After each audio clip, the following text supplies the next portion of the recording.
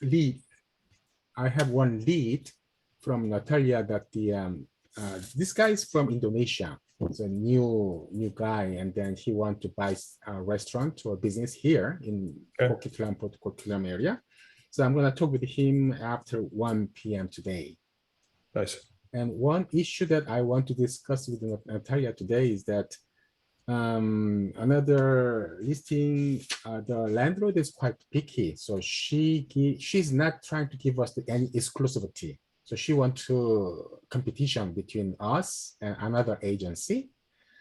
So I had a long conversation with the ownership yesterday, but she's not gonna sign any contract upfront and then just give a chances to us and also the other agent. But the thing is that she has a two-bed condos, two-bed to two-bath condo, and then she said we can rent it out as a whole, two-bed, two-bath, or maybe one bed, one bath, and then she just locked the master bedroom and then just allowed the one bed only. And the other agency have the same situation. They advertise only one bed condo, so they have only one option, but we have two options, either one bed or two bath, right? Yep. You know what I'm saying. Yeah, anyway, so she and also don't want to send her the ID or any documentation by email. So she's extremely cautious now. So I suggested her to let's have a Zoom meeting today around 11. So you can show your ID and then proof of your ownership via Zoom meeting. If you don't want to send it by email, that's fine. At least we have to check it out. So she agreed. And so she will have a meeting with us this 11 a.m. Nice. So this is a bit tricky situation, but I think it's up to Natalia, but I think maybe we can try, even though there's no, and she's guaranteed that once we find a new, very nice tenant, then she will sign both contracts, the listing contract and the tenant's contract together at the time. Yes. That is the situation. Now you get into that stuff, and I mean, we don't do a lot of property management here. I mean, we're mostly into the sale wise of residential, commercial, you know, we do all that stuff, right? So, I mean, I do some of that stuff. I mean, Natalia is definitely a lot better with the whole leasing stuff than I am. But I know that even for here, like, I mean, I'm just thinking of on the sale wise, you know, we sell FSBOs all the time that are property that are for sale by owners that never hit the market, right? So, I mean, it's kind of the same situation of what you're doing to where they don't want to go exclusive to anybody, just whoever brings me the best one. First come, first serve. Well, then, yes, great. You know, we'll look at you and kind of work with you on that one. So that's not a bad thing. It's just a matter of getting a deal faster than, you know, and not missing out, right? And I mean, if your people are ready to go and they have everything that they need and they're happy with what they're providing, then get it done even verbally if you have to, just to get it done as quick as you possibly can, and then get it in writing as soon as you possibly can and go from there. Because verbal means nothing unless it's in writing, right? Like, it has to be in writing, but sometimes it just helps speed the conversation a little bit, you know, and then get it done, right? So there's different ways to kind of approach that. But right now, I mean, have your buyers seen the unit? Are they happy with the unit? You know, where are they at with that one? Or your tenants, I guess. The people that you're working with anyway, let's just say that. So I don't know. I haven't seen the unit yet. So I think it all depends upon the listing price, the rent listing price and the condition of the unit. So if you think that the property or asset is really competitive, then I think we can take a chance. But if the landlord is too picky and expecting too high price, then this is just everybody's waste of time, I think. Yes, it is. Very strategic. We need a strategic decision about this case, I think. If I'm the managing broker, maybe only less than 50%, because when I talked to the landlord yesterday, she was very, very picky, very, very picky. She just guideline that I don't like this kind of tenant, that kind of tenant, this kind of tenant, only pure high professional singer, no student, no kids, no pet. Oh my God. So I expect some potential future argument or the risk because she's so picky. So I don't like it. I don't like the situation. But if we have to do, then we can try. But my feeling is that I'm not very interested in this listing, frankly speaking. So, you know, this is where, like, you know, I mean, I appreciate your opinion on that one, because I mean, it's something that's really, really important. I had a conversation with one of our realtors there yesterday where she actually let one of her listings go, and we've canceled the listing and kind of went from there because she just didn't get along well with the sellers in this case, right? Mhm. And it's like, there's so much business that's out there. I mean, yes, every potential prospect is somebody that could buy, sell, lease, or, you know, whichever else. So like, it's an opportunity to make money, but you have to like these people. Mhm. If you don't like dealing with these people, personally, myself, I mean, definitely getting Natalia's advice in this one, but if you don't like these people, don't work with them. Right. And I mean, that's kind of how that goes down. I mean, they have to qualify. Like, I remember years ago, like probably 12 years ago anyway, there, I had somebody call me up. They wanted me to list. It was like a $900,000 property. Mhm. And back then in our area, I mean, 900,000 even today is still a lot of money. Whereas, like, you know, I mean, it's not even the average home where you guys live, but here it's still a very good, nice property, right?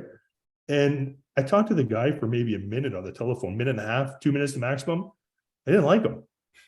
So I just encouraged him to go talk to somebody else, right? And my wife was like, Steve, like, you know, you could make all this money. I said, you're right, I could, but I'm probably not going to, because we don't get along well. Like, I don't like him, right? So, I mean, you just kind of have to do what you have to do. But with that being said, sometimes there are very detailed people that their expectations are really high. And we really need to calm ourselves down to be able to ask lots of questions to make sure that we do fulfill their needs, right? And sometimes they will be difficult because, you know, it's easier when we can lease that property to anybody, Mhm. but they only want 1 out of 10 people. Sure. Yeah. That's fine. It's just a matter of kind of, it would be a lot, you know, probably easier if she were to list a property with us. So at least this way you can, you know, find the right person for her. Mhm. But whenever she's just going to leave it exclusive, I mean, we consider that a pocket listing, right? Pocket Something listing. to where whenever you have somebody that's interested, you know, the chain of priority are our listings, Mhm. right? Your own personal listing, your broker's listings, then everybody else's listing on the system, and then all the FISBOs and all the other stuff that nobody's going to list is all kind of down there. And once you exhaust through all these different channels, a lot of times you never get to that one that's not listed, but sometimes you do. If you know that you have that unique person that is interested in that special property, well, at least you know it's there. If it's still available whenever it's there, well, then put it together, right?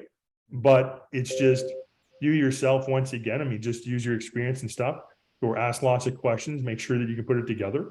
And then, you know, I mean, if you feel comfortable in doing whatever, that's great. If not, you know, talk to an Italian, get some advice and brainstorm on how to put it together and go from there. It's a one upside to it. She wanted from August, when it's in August, 0 listings totally in downtown. So maybe 5 people looking, nobody can find anything for summertime. So that is upside. But which is say will maybe will be very fast to find. So if we're in competition, then it's a problem. We may miss it out, right? Yes.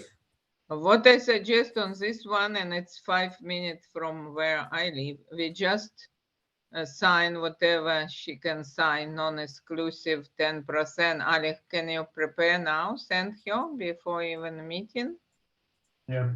Just add it on that. And then we kind of will push it to Anna, because Anna same backgrounds, maybe they get along, and see from there. So we don't spend much time of it, but we can entertain. Also, we already have postings for 2 bedroom, and what they talking, Alec, 1 bedroom. So one of idea, she close up by key 1 bedroom and only rented 1 bedroom for 35. So it's like a 2 listing of the same place, whoever Yeah. came first. Yeah. And we have another 2 1 bedrooms in downtown around same time. So at the very least, we got leads on that one for those ones. We have a Dean patiently waiting here. Hi, Dean. Hello. How are Again, how's you? it going? Hi, Dean. Can you introduce yourself? Yeah, for sure. Well, my name is Dean Stanzel, and I own Top of Mind Gifts. And what we do is basically put together high-end, kind of luxury quality gifting programs for clients. Obviously, in most cases, you want to show some appreciation or leave something when a transaction happens. I talked to Natalia about a number of different things. I hear you guys talk about leasing and stuff too. What is the primary business that you guys have? Is it like listings, traditional real estate, or is it focused somewhere else? Just so I have an idea of what kind of businesses you run. Natalia, do you want to answer? What do you mean? What kind of business? Wait, all in real estate and property management for us. Yeah. And Steven is in sales. Yeah, so I'm in Ontario anyway, and obviously they're out in Vancouver and so on. They do a lot of property management, so they're working with people that are leasing, condos and rental or commercial property, all that stuff. Whereas here in Ontario, we deal a lot with the resale wise of real estate, right? Homes, property, whatever else. So I mean, we work with different clients all over the place, but yeah. Okay. So, I mean, my, I guess, target market, if you will, or who I service the most is people that are looking at giving gifts, showing some appreciation again to clients. I mainly work with Cutco. Now, Natalia and I talked a bit about this. Does anybody here know what Cutco is? Anybody? No. So Cutco is a really high-end line of kitchen knives and accessories. And for the most part, what we did is we looked at what kinds of gifts do you want to give. You definitely want to have quality. Most gifts these days are consumable, so they're gone within a few months and don't leave a lasting impression. So we wanted to address that, and then wanted to work within a budget and a system and kind of look after all the different aspects of that so that it's not something that you guys have to worry about. So Cutco, as I mentioned, can I share screen? Mhm. Yeah, I can. Okay, good. Let me just bring it up here. Share. There we go. So very briefly, we work with, again, lots of different types of knives. I'm going to skip over that fairly quickly because we were talking about some cultural things and superstitions around giving knives. So that's something that I want to address or, deal with up front as well. But by and large, our whole premise is working with things that people are going to have, they're going to use, they're going to have them for a long period of time. They're going to be seeing them every day. And so something that's in the kitchen that's coming out that everybody uses is a pretty nice package, if you will. And then when you tie it in with something that's guaranteed forever and a lot of the support and things like that we have systems in place, it can really alleviate a lot of the burdens with that side of the business. And it also creates a hugely popular gift, something that comes out, they see it when companies there, people are in the kitchen all the time. So that's the focus of what Cutco is. The flip side of that, or in addition to that, you can see some of them here. We have a whole bunch of different types of charcuterie, cutting board, butcher block types of things with the same premise, something that's going to be visible, something that's going to be used and out, and that other people are going to see and start conversations. So that's the product itself. And the premise, again, behind the whole program is what can you do to find that? What kinds of options are out there? Price ranges, we typically work in the same range as what most realtors are spending on these types of transactions, which is that $100 to $300 range. So depending on the size of the deal, depending on leasing, there's a lot of different scenarios, but most gifts tend to be in that range. And then we have a system for drop shipping as well. If you're wanting, I don't know if you guys deal with a lot of people remotely. Obviously we have somebody in Ontario as well, but we have a drop ship program. So this can be done completely remotely in the sense that you don't have to be with the customer. You don't have to worry about the shipping and arrangements and stuff yourself. We can do all of that for you. And it basically looks after that. No more running around trying to find something or think of what the best gift is for somebody. And then again, I don't know kind of personality wise, or I don't know if you want to chime in on that, Natalia.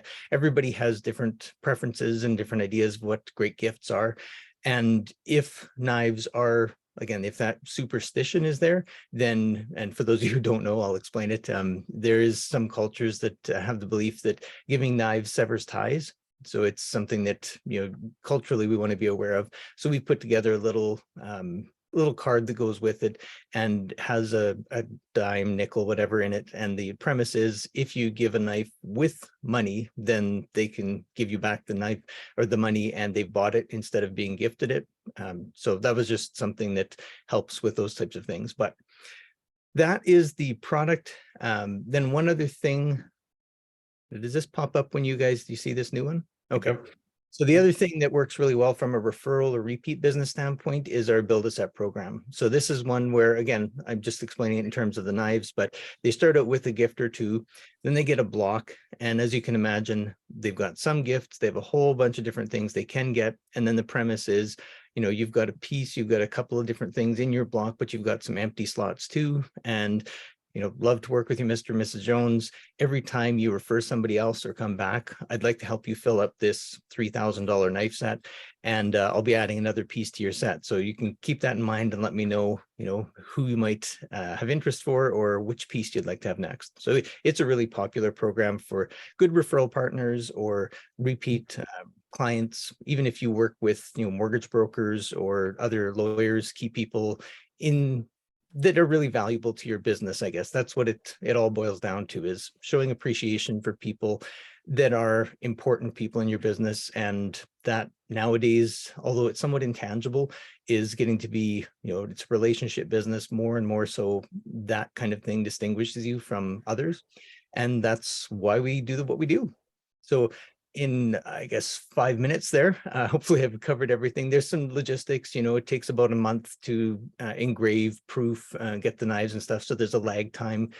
Typically we deal with about a 6 to 12 month supply because it takes the time to get them prepared. We want to look ahead and see what your rough needs are. And then we set all that up in advance. We do also allow payments. So it works really well. No, not financing, no interest, just allowed to split up over 6 months. So if you're looking at a 6-month supply of gifts, you need 25 and you're doing then like 4 a month or something, you can set up the payments to kind of coincide with that. So you're paying for them as you use them and there's no interest on that. And customer service, everything else is all there. We've got little scripts, videos and stuff you can use in the, as I guess, additional materials on supporting it and providing value and making sure clients appreciate the gift you're giving them. So sorry to blow you away with all that information up front, but any questions right off the top? You've all got it 100%. What's the years? 2 to 4 years, 50 to 60 years. Oh, this is typically the time frame you'd be looking at. So to fill up a 6-piece set, depending on the referral source, you know, you 1 to 2 kind of referrals or deals per year, and they would fill this up. If they're looking at the ultimate, on the other hand, it'd probably take about 10 years of building to get that. So it's more to give you an idea of what kind of thing you want with that customer or what you expect. You know, somebody that may do the odd referral wouldn't necessarily be a candidate here, but somebody that you're getting business from every few months, you'd want to look at something on a bigger scale. And these are just examples. I basically customize everything to every person in the sense that you can mix and match programs, you can mix and match products, you can do different engravings, everything down to the individual. But we also have the group effect where all of you benefit from this pricing model for the whole group.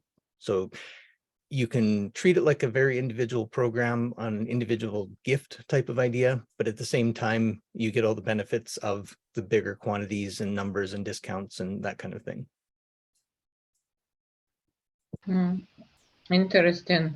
As I have some people keep referring and they wanna just Starbucks card. I don't know. This girl already have on her Starbucks from me almost in the high hundreds. I don't know how many coffees she can drink. So maybe something else would be good.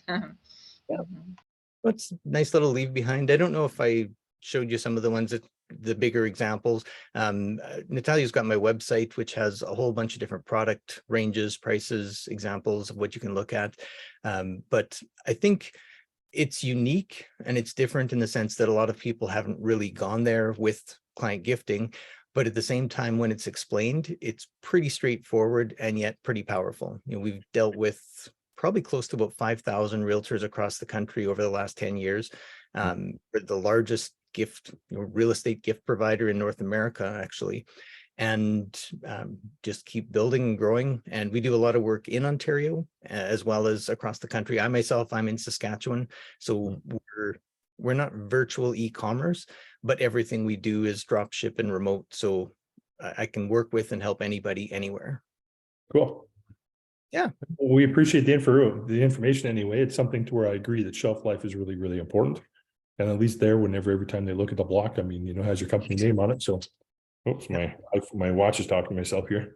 Push a button. So shelf life, I mean, that's something that's definitely really, really cool and something that, we'll keep in mind for sure. Okay. Any other questions or? Good. Thank you for your time, man. Appreciate it. All right. Well, you. thanks. Yeah. Again, you've got all the information, Natalia, and if there's anything else I can do, feel free to reach out and let me know. Awesome. Thanks again. Thank you. Thank you, Dean. Take care. Yeah, I invited him some time ago. I even surprised for me he dropped in. So to clarify, I don't know these guys at all. I just spoke to him once. I don't get any referrals from him or anything like that. We never spoke about it. What he bring in interesting idea, like you keep adding knives, so they keep sending you referrals, which is unusual for me. Maybe it's good, I don't know. I think that it's important to acknowledge the referral. Different people do different things. They have different amounts of money that they do. Myself, excuse me, over the years, what I like to do is that whenever I know if somebody is going to refer me business, as soon as I know that they've referred me business, because somebody's told me that they've referred them to me, I'll just write a personal note to them, just thanking them. Thank you so much, William, for sending me, thank you for telling Natalia about me, whatever.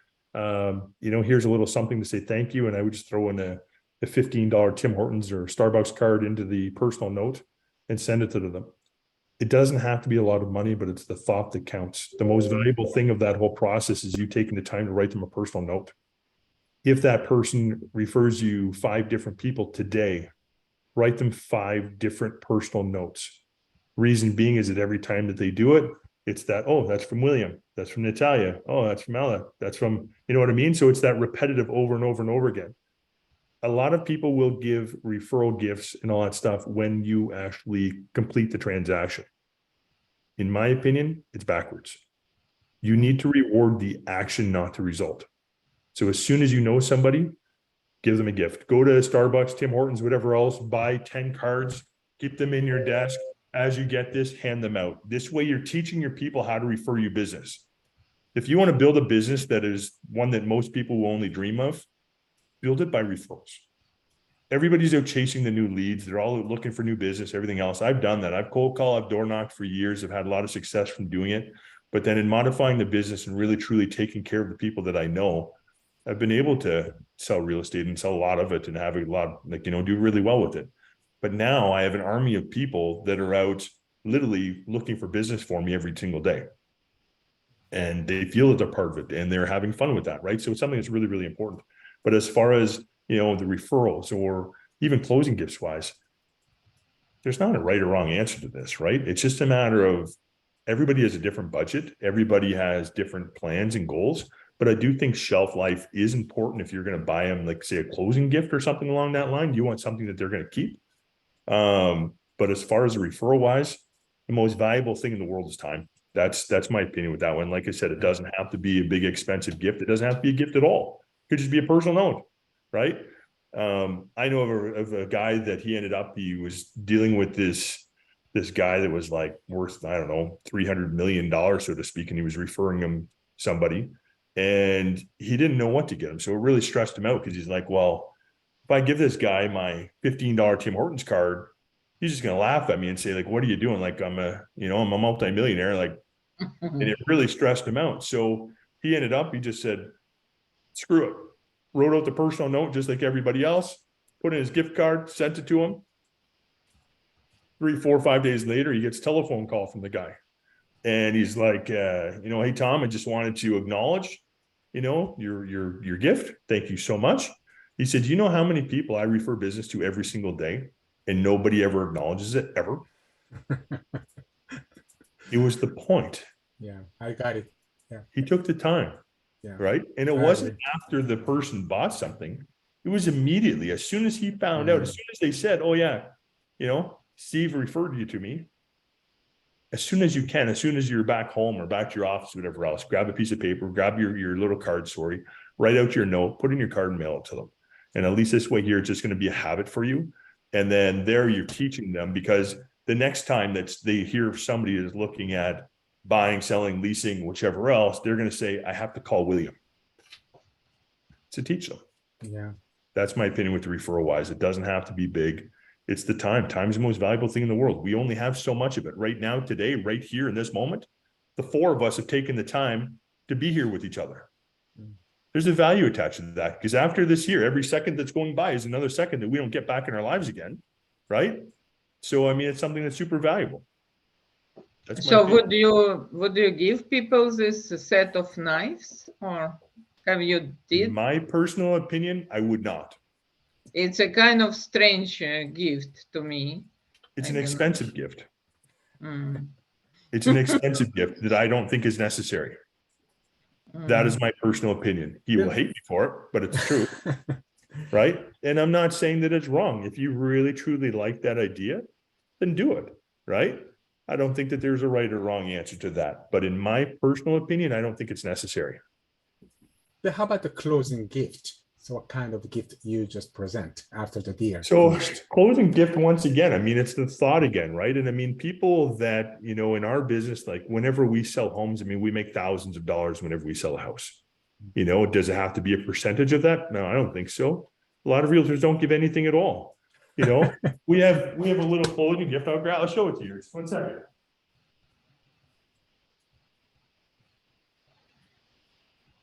One girl gave idea, so she would organize housewarming party for the owner, so then she can meet their friends too. We have a closing gift that's a basket. Oh, basket. There's some jam in it. There's some pickles in it. There's some honey in it, all from a local I place that's here, see. that's from an orchard. Mhm. You know, it cost me maybe $60 for this basket. So we hand deliver it to the people. We take it to their home. There's a nice little card that we make. Congratulations on buying your home, whatever, here you go. In the past, I've actually had a friend of mine that's made, you know, kind of a wooden, I'm going to call it a plaque. So I don't have one here right now, but it has their name on it, right? So it would say, like, you know, Iwakinek, which is my last name, right? And, you know, it could say, you know, established in whatever, or, you know, just, you could just even put a date on it, meaning that the date that they bought or leased their property.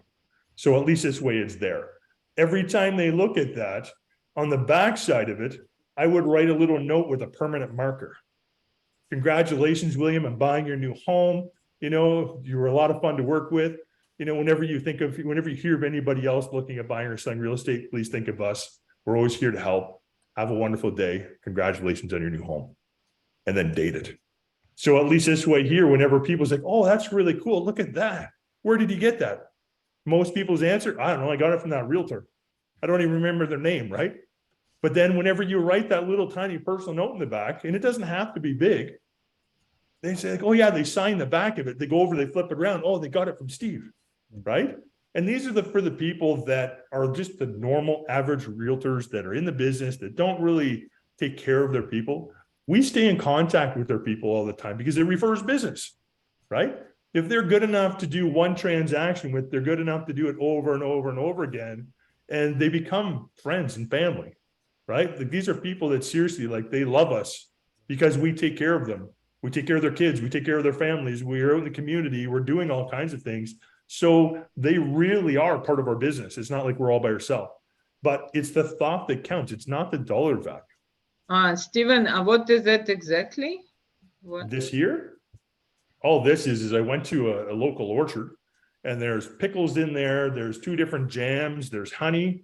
There's, I don't know, some other type of mixed stuff. It's all like homemade stuff that they've made in a nice little basket. There's a towel. There's, you know, some face cloths or these little things that my wife picked out. I don't even know, but there's just a bunch of stuff that's in there. That's stuff that they would use, right? And No, it's like, I mean, second one you were speaking about. so the second one, it's just like a big square piece of wood that is, it's like stained or verithaned, and then they like put a template on it that they put, like they spelt out in little writing, like a little art thing that has their name on it. And like for that same thing, I paid like $60 for it. And like, you know, it could be like a foot by a foot or 12 inches by 12 inches, right? There might be one that might be like a 15 by 12 inches, so to speak. So nothing super, super big that looks tacky, but it's just something that they can hang on their wall or put on their shelf. And it's totally personalized to them. So they're never going to throw it out ever because Their names, only name, and that's all? their last name. That's it. Their last name. Oh. Their last name, a nice little artsy fartsy thing in there. And then it ended up, it has the year of whenever they bought or bought or sold the home. I'd really have to go back and look to see where I have one. I know I have one at home anyway. I'll send you a picture whenever I can think of that, if I can find one. But like I said, you don't have to spend a lot of money. It's just time. You know, people get stressed out on that one. That is my biggest fault, is that I suck at gifts. I suck at the gifts. So at least from here, like we go out and we'll make like 20 of these at a time, because we do sell, like, you know, enough real estate. So I don't even have to think about it. I just walk over here, I grab a basket and I take it to my people and give it to them. But if you don't do that, every time that you sell something, you start to stress on it. And you're like, well, what am I going to buy these people? Right? And then you try to personalize things. So what do? You end up giving a gift card. A gift card for a closing gift, in my opinion, is not very good, because I'm buying you. Here's money. I put no thought into it, but here's my Home Depot gift card, right? And then even at that, it's like, well, how much money? Oh, here's $50. Here's $200, right? You could give them $2,000 and they're still going to question, because you just gave them money. Oh, you got some money, so you give me some money. But when you go to a local orchard and you give them local stuff that these people made, they invested their time to make this stuff. It's personal stuff. Does it make a difference? I think it does, right? And it's just, there's not a right or wrong, but just to be creative and something that they're going to appreciate, something that they can say, well, you know, you put a little bit of thought into this. Thank you for putting the time, right? That's my opinion. Okay. You know, because like I know of people that, you know, oh, buy and sell with me and I'll give you a new washer and dryer, right? I'll put your name into a trip. That's possible. But I also know that here in Ontario, we're not allowed to do bird dog fees and that type of stuff. We can't pay people to refer us business. We can't give them, oh, you give me something and I'm going to give you 25% of my commission. We're not allowed to play those games here in Ontario, right? But if you gave somebody, once again, on a referral wise, a little $10 or $15 card, because in owning a business, we're allowed to gift people things here in Canada, right? But with our real estate, with the RICO, we're not allowed to buy our business that way, so to speak. So it kind of, you know, you just got to be nice on it. And like I said, a little something just to say thank you as a referral is great. We're allowed to give closing gifts and stuff just to say thank you, right? And I mean, it's just the appreciation wise. I mean, you have to find some way to show your appreciation. I used to actually, only for a short, we did it for maybe a year or so, just because I didn't have time. After that, I was getting really busy. But whenever people would buy a house through us, myself and my buyer's agent that sold the home, we would actually, I have a closed-in trailer that's a 6 by 12 foot closed-in trailer that's all stickered up with Storm Realty and stuff on it. We would throw them a housewarming party where I would ask for 25 of their closest friends and family that they would like to have invited to the party. And we would throw my barbecue in the back of my trailer. I would go buy hot dogs, hamburgers, a couple different salads. I'd buy a cake that says congratulations on buying your new home. I'd bring drinks and stuff like that, where truthfully, it would cost me about $250. We would go there. I would send nice little invitations to all their people to invite them to the housewarming party.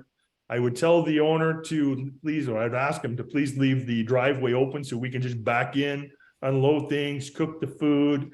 And then after it was done, we'd go have a little visit with the people for half an hour or an hour just to talk to them. I was in the newspaper. Like they wrote articles about me in our local newspaper because I'm the only realtor ever to do anything like that here, right? Just giving the time back to our people. And every single person that was at that party, they referred me all kinds of people because I'm the only one ever to do that stuff. So it's like anything you can do to show your appreciation. It's not all money, it's time. They couldn't believe that their realtor was out cooking food for all their friends and throwing a party for them, right? And then we bought them a little gift, you know, just a little $50 gift or something like that, just to say thank you. It's the thought that counts, not necessarily the dollar value, right? And I mean, I don't know, it worked. So, William has a flower shop for sale listing. okay. Yeah, And how's it going so far? a lot of inquiries, but what can I say? The seller is too busy. She's a single lady, single woman, no helper. That's why she wants to sell it. Okay. So the thing is that I requested her to provide me the basic information about the lease, equipment list, something like that. But still, she's working on it. So we lost a couple of the buyers because we couldn't provide any necessary information to them. And I just keep persuading her and try to guide her because I got that is also referral from me. I have one big client who I know for 10 years and she referred to her. So I'm very cautious because that is referral cases. But I just guided her without information or without doing your job. We cannot sell the business. That's it, right? Yeah, So if you are serious, then you have to be cooperate. I know you are busy, but that it is not the excuse to the buyer side. And she now trusts me and she's now cooperating slowly. Good. And I have a showing tomorrow night also again. So hopefully we can make a deal happen. You know, you're absolutely right though. Anytime you get into like a commercial business, you get into investment property and that type of stuff, you need to have the numbers. You can't sell something without the numbers. I mean, you need to know of course, what's the income coming in, what are the expenses that because are here, right? if you don't provide, they have a suspicious, oh, maybe we cannot trust them or we cannot, they cannot trust us. If we are not ready, it looks like we are not professional, right? Yeah. And mostly, Is this only business and business asset sale only. Yeah, business asset, no property, only business. is it lease on it or like a month to month lease? No, this is the fixed lease, fixed term. So 5 years. Yeah. 5 years more? Now 4 year left plus 5 year option. Oh, plus 5 year option. Yeah. How much is paying for? How much is she paying for lease? Now about 5,000. The size about 1,200 square foot, I think. That is in the White Rock, the pier. You know, that is a tourist area. So location is not bad. A lot of the foot traffics and also many people knows about the location. And but the problem is that we cannot provide a financial statement or any other data. But anyway, she's working on it and I'm supposed to get it by today because we have a showing tomorrow. Okay. Option to renew, is it fixed price or it's no, of course, every option is not fixed price. That should be the renegotiation at the fair market value at the time. Yeah. But for any of that stuff, you definitely have to know what you're selling, right? You have to have the numbers. Even as far as like finding somebody to buy that stuff. I mean, have you contacted other flower people, like other flower shops, so to speak, see if they want to expand on their business, right? Some will, some won't. They could just go open up their own and bring their own stuff, which is possible. But depending on how profitable that business is, maybe somebody would be interested in buying it to get their contact list and to get everything else like that. You know, just something to think about, right? We actually was renting to one family penthouse in Vancouver and they purchased it later. They have flower shop in Vancouver, that Russian family. I will see if I have it just in case. Yeah, maybe a good idea. Because it's hard there whenever, like, you know, they say, oh, I don't want to, you know, either they don't trust us or they don't want to give their notes and their books really to the potential purchasers. They kind of have to, right? And I mean, it could be within an offer, but I mean, they still have to have an idea of what's there, because how can I offer you anything if I have no idea what you're making, right? Because especially on the investor wise, they're looking at the money. They don't care about the business. They don't care about location a lot of times. They're looking at the money wise. Am I going to make money from this or am I not? Yeah. So right there, your buyers are out if there's no numbers, right? Yeah. Because they could say, yeah, this is a great here. There's lots of opportunity. What are the numbers? Oh, there's none. They don't trust you to give it to them. Right. All right. Good luck. Yeah, that's true. You know? Yeah, exactly.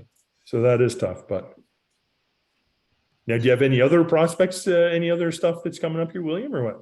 Yeah, now I'm working on the 3 or 4 buyer side, mostly the commercial small business asset buyers, and Okay. another one condo listing is coming next month.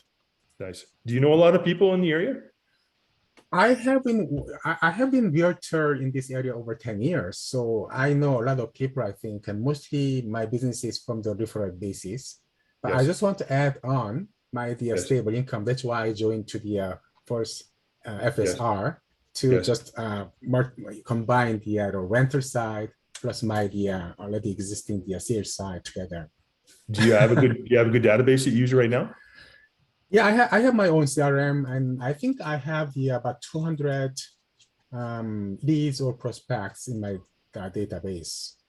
At least there you have 200 people that you can talk to, right? So there's never an Yeah, excuse not to talk to they somebody. are kind of all mostly about 50, 60 clients plus the 150 prospects, something like that. Good. Yeah. Because from there, stay in contact with all those people. Yeah. You know, reach out to them. Just tell them that you're so excited to be working at, Of you know, course, first yeah. day, and just Mhm. kind of build that stuff up. So at least this way they know that you're there. What I've been telling people to do over the last few years, especially during COVID wise, is that, you know, when COVID came around, everybody thought they were going to die, right? So, I mean, everybody was afraid. And I told on Realtors, I'm like, guys, I said, if you want to make more money than you've ever made in your life, right now is an opportunity. Why? Because the whole world stopped. Mhm. And I said, from here, I said, if you want to make a lot of money, I said, even though it's not all about the money, but I'm just telling you, there's an opportunity. Reach out to all your friends, your family, and the people that you know, just to see how they're doing. Just say, I was thinking of you, so I thought I'd reach out. How are you and your family doing? And engage in those little tiny personal conversations. Don't even talk about real estate. Just see how they're doing. Mhm. Through the conversation, they're going to say, so William, what are you up to these days? Well, I just started, I switched over to First Day and I'm having a good time. The broker's awesome. Their support staff's awesome. The good bunch of people. I'm really, really excited. You know, I'm starting to sell, starting to lease. Everything's having a good time again. You know, have you ever thought of taking advantage of this insane market? Mhm. You would be amazed. Some of them will say yes, some of them will say no. But the most important question from there, and it's not pushing anything, is asking them, who do you know right now who's looking at buying or selling or leasing property? Because they say 1 in 5 people know somebody, but nobody ever asked them.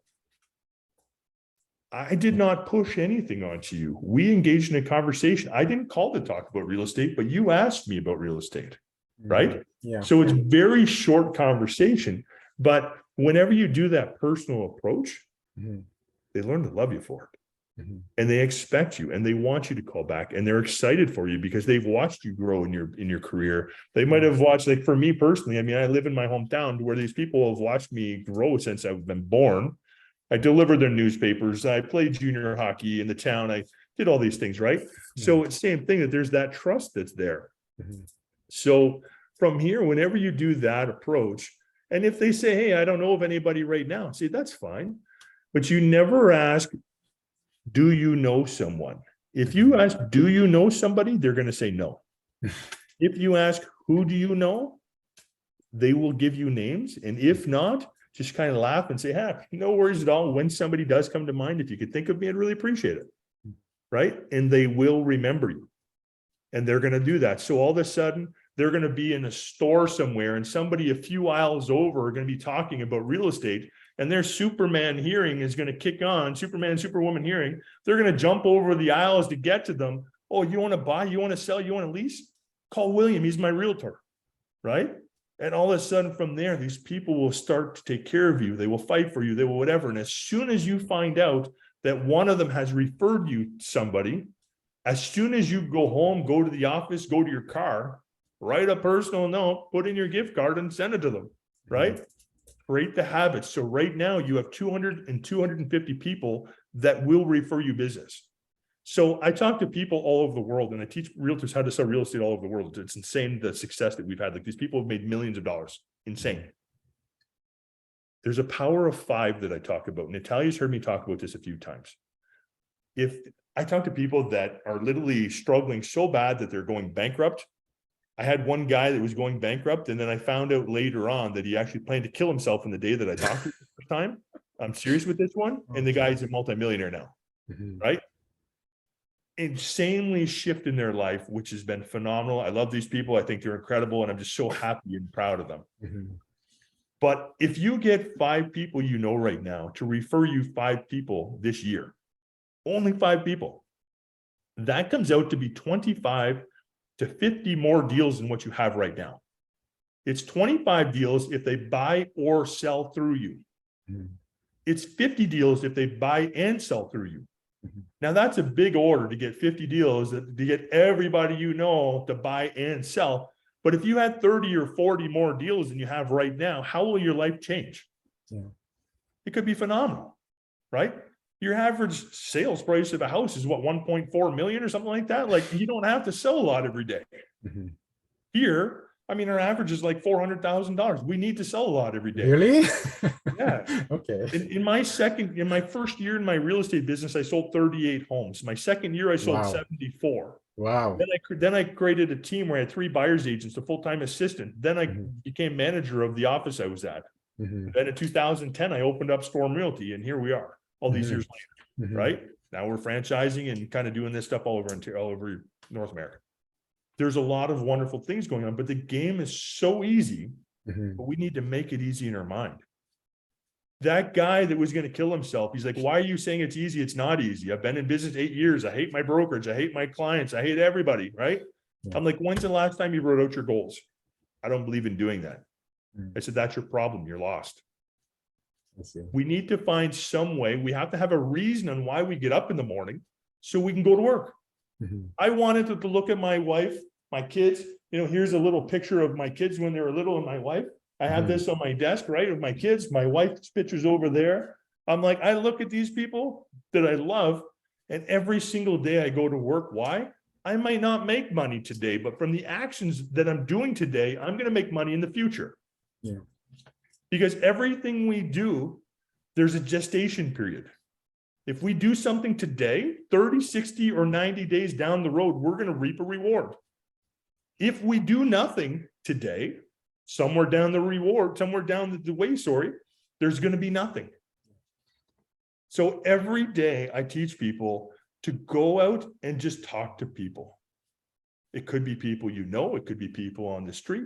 When I was a new realtor, I used to cold call 25 people every day that I had to talk to 25 people. Now with the do not call list, we don't do that anymore. We only contact people we know. But I also would put 10 business cards in my pocket. And when I went to work, I couldn't go home unless I handed out 10 cards to 10 new people. Oh my God. You know what I mean? I used to rent a table at the local mall that would cost us a few $100s a day. And I would go out there and hand out 250 business card fridge magnets a day. And if I didn't do that, I wouldn't go home. Yeah. This is the extreme of the stuff that I've done in my life. Like, I have spent millions of dollars in my business over the years, and I've done all the crazy stuff that nobody else will do.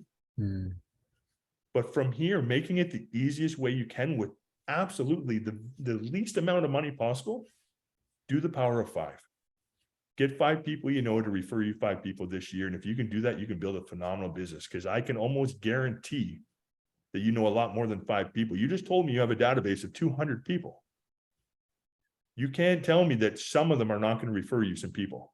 And if you can teach them how to do that, you will build a business that most people only dream of, because they're lost. They have no reason why they're getting up. They don't know how to do it. They're paralyzed by fear, so they will not even try. This is the easiest way to go. Okay.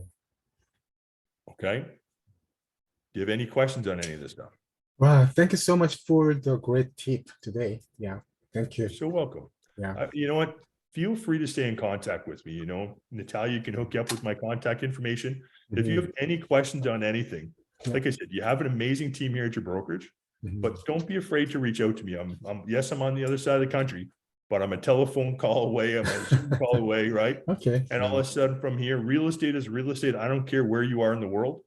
I know that I can help you make as much as you want to make in this business. It's just, you have to invest the time, money, and effort to make that happen.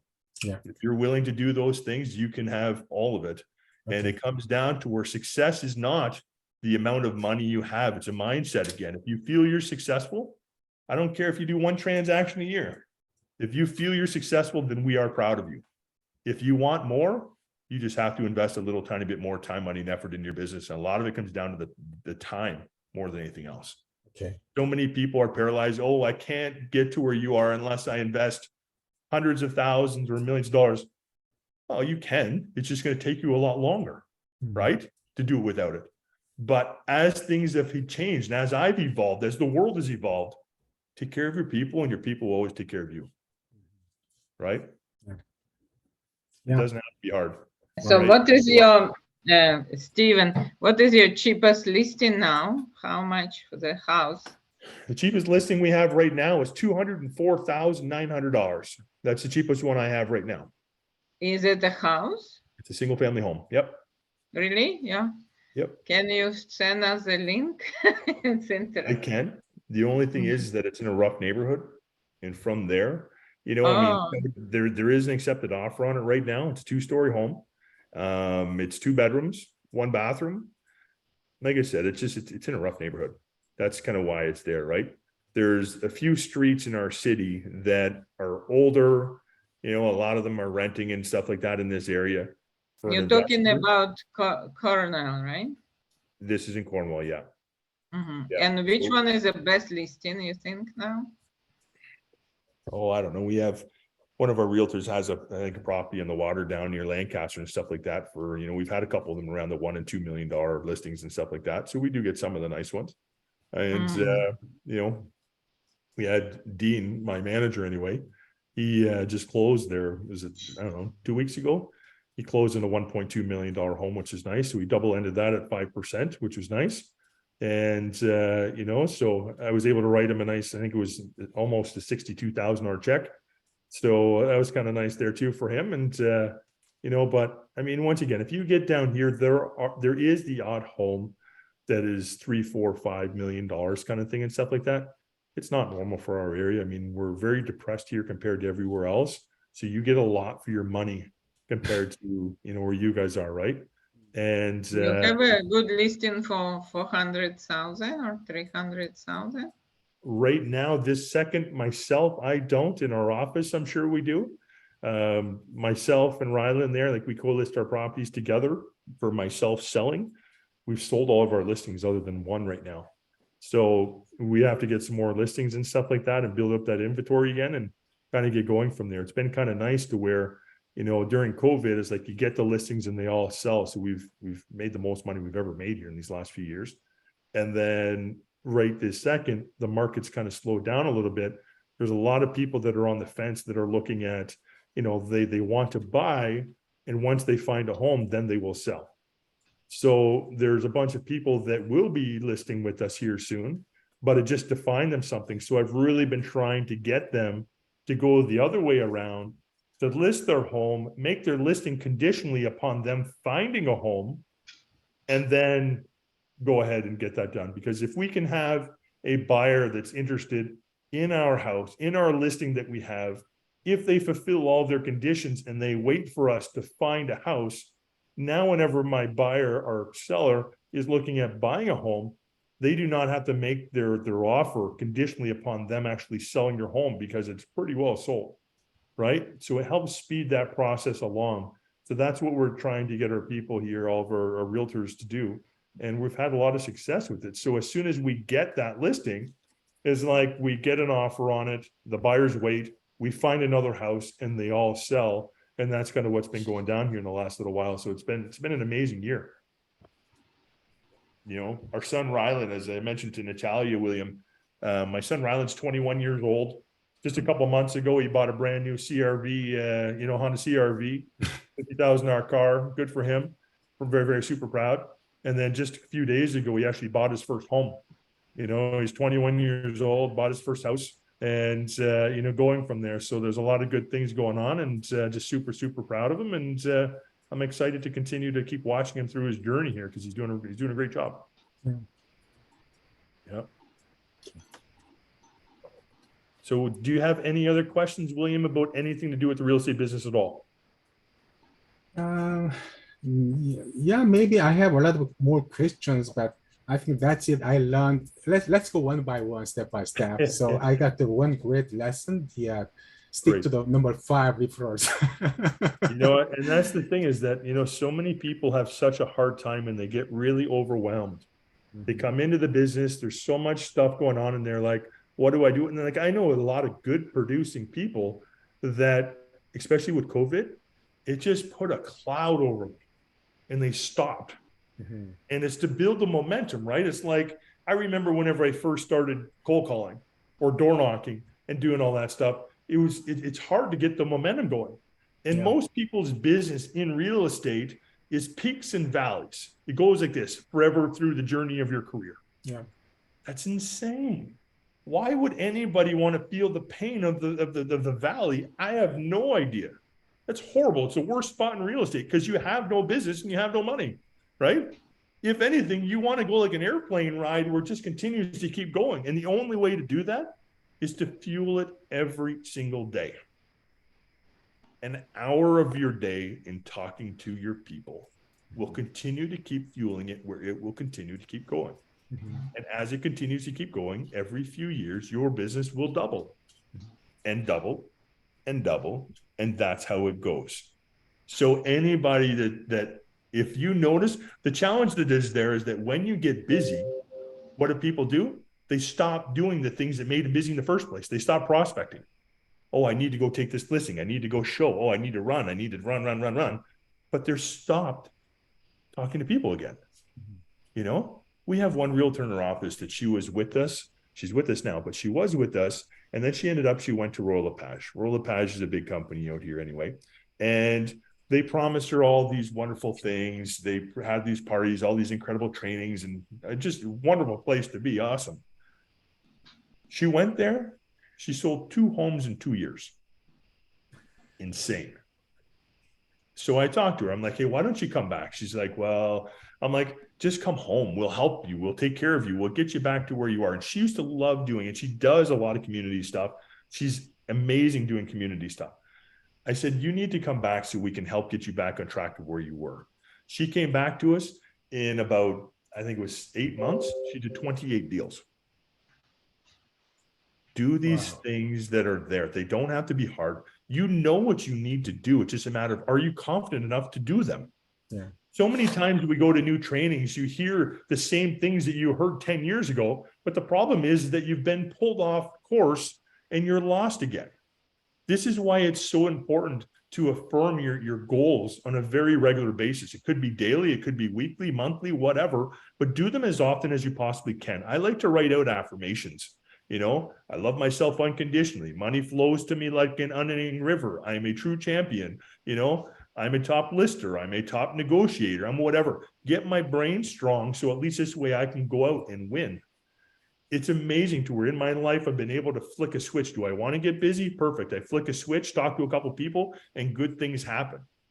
You can do the same thing, but it's to stay on course. If you don't know where you're going, you're never going to get there, right? People are going to pull you off in the other direction away from your goals. Be so laser beam focused on where you want to go and make sure that nobody's going to get in the way of you getting there, right? Because they're always going to introduce that new best thing. Oh, come to us and we're going to do this and this. We're going to sell you this product. We're going to do this and this and this. It pulls you off where you're going. You already know where you're going. Yeah.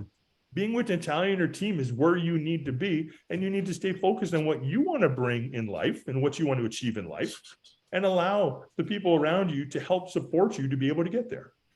Right? Mhm. And that's what I think of that one. Yeah, I agree. Yeah. Because I think you're awesome. I really, truly do, man. And I think that Natalia and Alec, you guys are all incredible. And I'm blessed that you guys have taken this time and invited me to come talk to you today. So thank you so much for that. Yeah. know? Thank you so much for your sharing information and all the advice tips.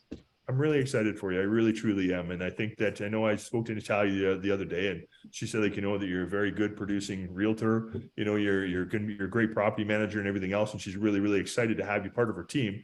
And, you know, like I said, I just thank you for this opportunity and I wish you all the best. And don't ever be afraid to, you know, send me a text message or call me or whatever. Yeah. And if we can help you, we'll definitely point you in the right direction. But, you know, welcome to Natalia's family here. And, good luck with everything. Yeah, thank you so much, Stephen. You're so welcome. Just keep in touch. Yeah. Hey, we definitely will. Natalia, Alec, have an incredible day, both of you guys, and we'll talk to you soon. All right. Thank you, Stephen. Hey, we'll talk to you afterwards. Thank you, Good luck. Stephen. Okay, Thanks. bye. Bye-bye. Bye-bye. Just whatever you do, last thing, don't get overwhelmed. Take one conversation at a time. Keep talking to people. And every single day that you wake up, smile and go out there and make things happen. Okay. If you do that stuff, you'll have a lot of fun in the business. You will never consider work ever. It's a lifestyle that you're in, and a lifestyle that's going to have an opportunity to, you're going to be able to make a lot of money too. So, keep staying focused and just keep picking one day at a time, one conversation at a time. Okay. Yeah. Awesome. Take care, guys. Talk later on. Thank you. Bye. Mhm.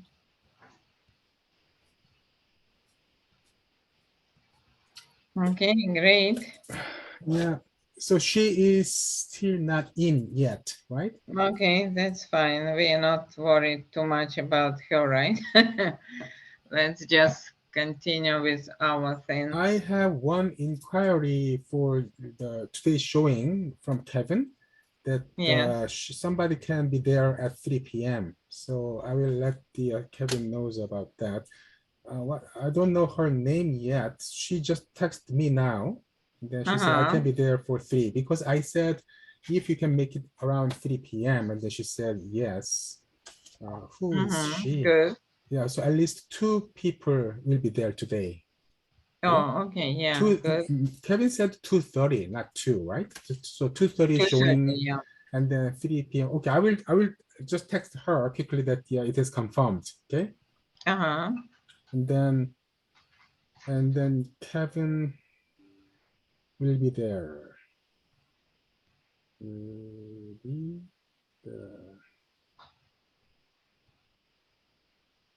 So what's the Kevin's phone number? I cannot remember now, but. Oh, okay. I will put it in a chat.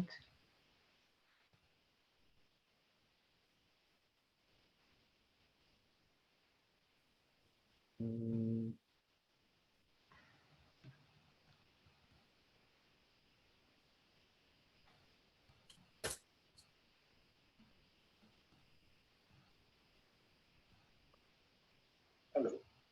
Hello. Hello. My name is Dinesh. I got your number from a group looking for houses for rent. Yeah. Okay. So I had a very specific requirements and thought if you could help me.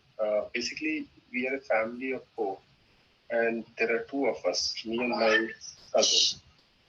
So we are looking for 2 close houses for rent.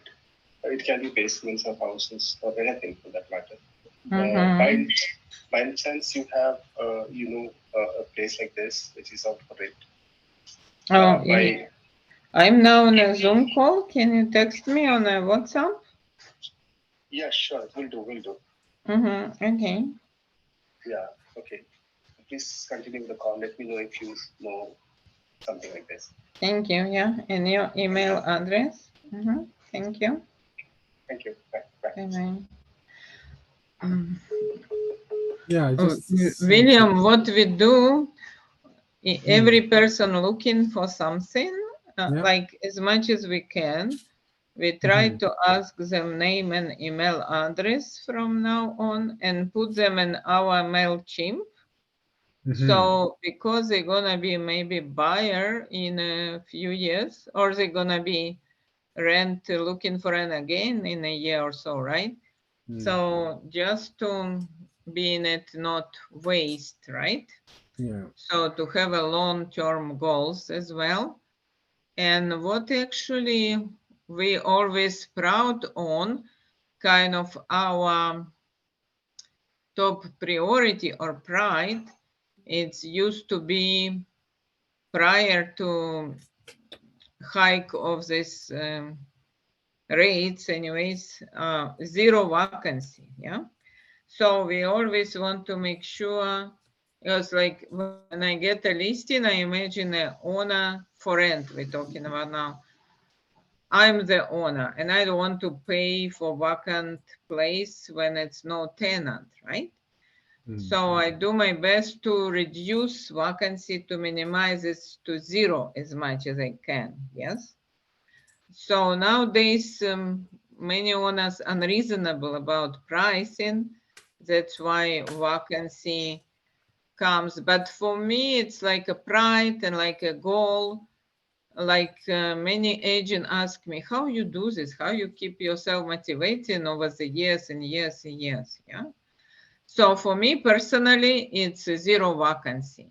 I like have a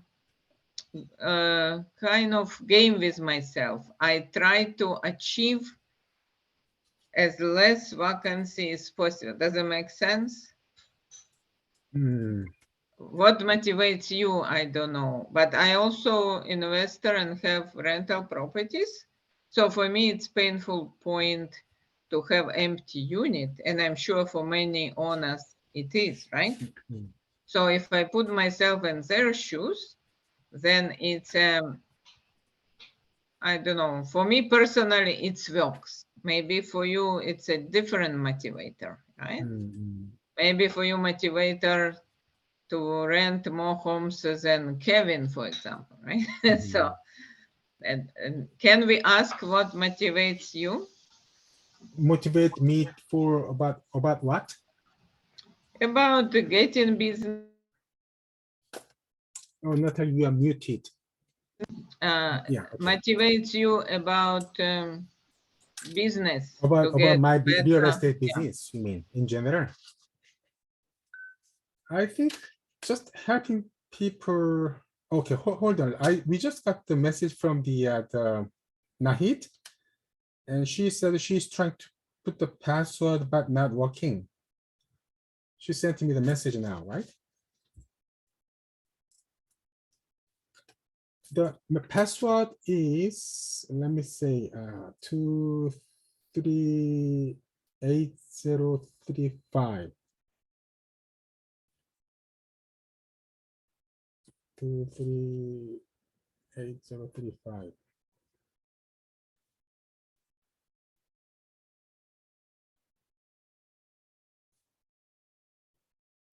Yeah, 238035 is the password.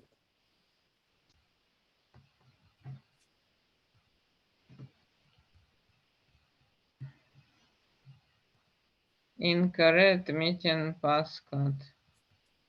Is she going to different meeting or something? Maybe different link, maybe. Because I use the same password as 238035. Yes. It's always the same, and you see how many people jump on, right? Oh, she's here. Yeah, it's good. Okay, good. Hello. Hello, Oh, Nahid. hi, Nahid. How are Nice you? meeting you. I'm good. How are you? You sent me the password Salamat, and it wouldn't work. So the number worked. Yeah, number works. Yeah. Anyway, Yeah. Okay. good to see you. Yeah, thank you for You this. too. And I never met yourself. Hello, Nahid. Yeah, this is William, and Oh, you're William. yeah, I'm William. Yeah. Oh, so we spoke yesterday. Yeah, we spoke yesterday. Yeah. Okay. And you are going to work on this file. Okay, perfect. Yeah, you met Natalia before, right? Yes. Okay. Yeah. And Alec, you communicated with in emails. He is here. Yeah. Oh, you can show us your beautiful home, right? I sent you photos. Yeah, But virtual yeah, for tour. sure. Just hold on. This thing does not reverse. I don't know how to reverse it, but this is the kitchen. Oh, beautiful. Yeah. Yeah. Working here for now. This kitchen. This is the kitchen area. And this is the living room. Very nice. It looks better than photos when you show it like that. My place is always super clean, super neat. So I had no idea you wanted to see my place in this Zoom meeting, but it doesn't matter. My place is always clean. So Okay. no Good. worries. And this is the shower. Mm-hmm. This is the guest shower, guest bathroom. Nice. And then, so here's the kitchen. This is the kitchen. This is the food fan. Wow. And fridge. I don't know how you can see it or not, but then. Yeah, and yeah. then- okay, this is the entrance and the closet. And this is the living area. Mm-hmm. Oh, so And- beautiful. And yeah, on sunny days, it's gonna be even better. It's a dark day today. Mm-hmm. That is a and view. then- Okay, that is a corner unit. Yeah, and then this is the whole living from this view. Mhm. And this is the guest bedroom. Mm-hmm. Wow. Here's my desk, and this is the view to this is the water view. I don't know if you get to see anything. This is the park view from this window. Wow. And these are the closets. Hmm. Two. Okay. Yeah, it's pretty roomy. Mm-hmm. And yeah, so that's the closet. And Nice. then, so this is the view from this corner, because Okay. my apartment has two corners. It's actually corners. one corner is here, and the other corner is like almost 180 degrees of view. Mm-hmm. And then if I rented two bedrooms, if I rented one bedroom, that will be the bedroom. Obviously, gonna this be is the that living one. room. And that's the Mhm. bathroom that I already showed you, and the kitchen. Uh-huh. And there's one closet in here and one Mhm. closet in the bedroom. Okay. Wow. And then if I rented two bedrooms, this is the master bedroom. Mm-hmm. Okay. Wow. This is the master bedroom with the balcony. Oh, Here's that's the view. Mhm. And this is the master shower. Mm-hmm. Okay. Nice. Yeah. Yeah. This is the shower. Also two closets. And the closets, yes. The Two of closet's them. it's like an L shape. So Oh, uh-huh. yeah, two it's closets. pretty. Yeah. Like two closets in here, and two closets in the other bedroom, and one closet in the living area. And where is the washer dryer? Okay, and here's the fridge and freezer. Uh-huh. Wow. The fridge, and then it opens like double door. Huge. This is the oven. The appliances are all brand new. I renovated the place about 2 years ago, but as you can see, because I don't really use that much of the Wow. appliances, it's almost new. And here's the dryer. Oh, it's here. Uh-huh. Yes. Nice. Mm-hmm. And you put that little tray on the top. Mm-hmm. Yeah. There's a rack on top. And dishwasher, yes. Mm-hmm. And then the dishwasher has like two sliding drawers. I Oh, usually use the top drawer because the space is enough. And then if they need to use the other drawer. oh, nice. Mm-hmm. Yeah, Which so- brand it is? This is Fisher and PayPal. Uh-huh. Okay. Yeah, and it's a new design for condo users, like usually one person does not need the whole dishwasher. So this is Mhm. you can actually turn on both at the same time or Mhm. separately with the delay in like one drawer or just one drawer, which I usually use this one. Wow. Yeah, Super and then cool. this is the the under sink. And you And have an incinerator, right? Mhm. yes, and then all the kitchen Wow. things that you need, the glasses and the cups Mhm. and the dishes. Here are like a And cupboard. it's electric stove. Mhm. And then yes, and that's the pans and pots and the spice Very can. nice. Yeah, And and the electric cooktop, yes. and your flooring, is it the same in all condo, no carpets? Like No, hardwood flooring all it's throughout, hardwood. It's everywhere? Yeah? hardwood.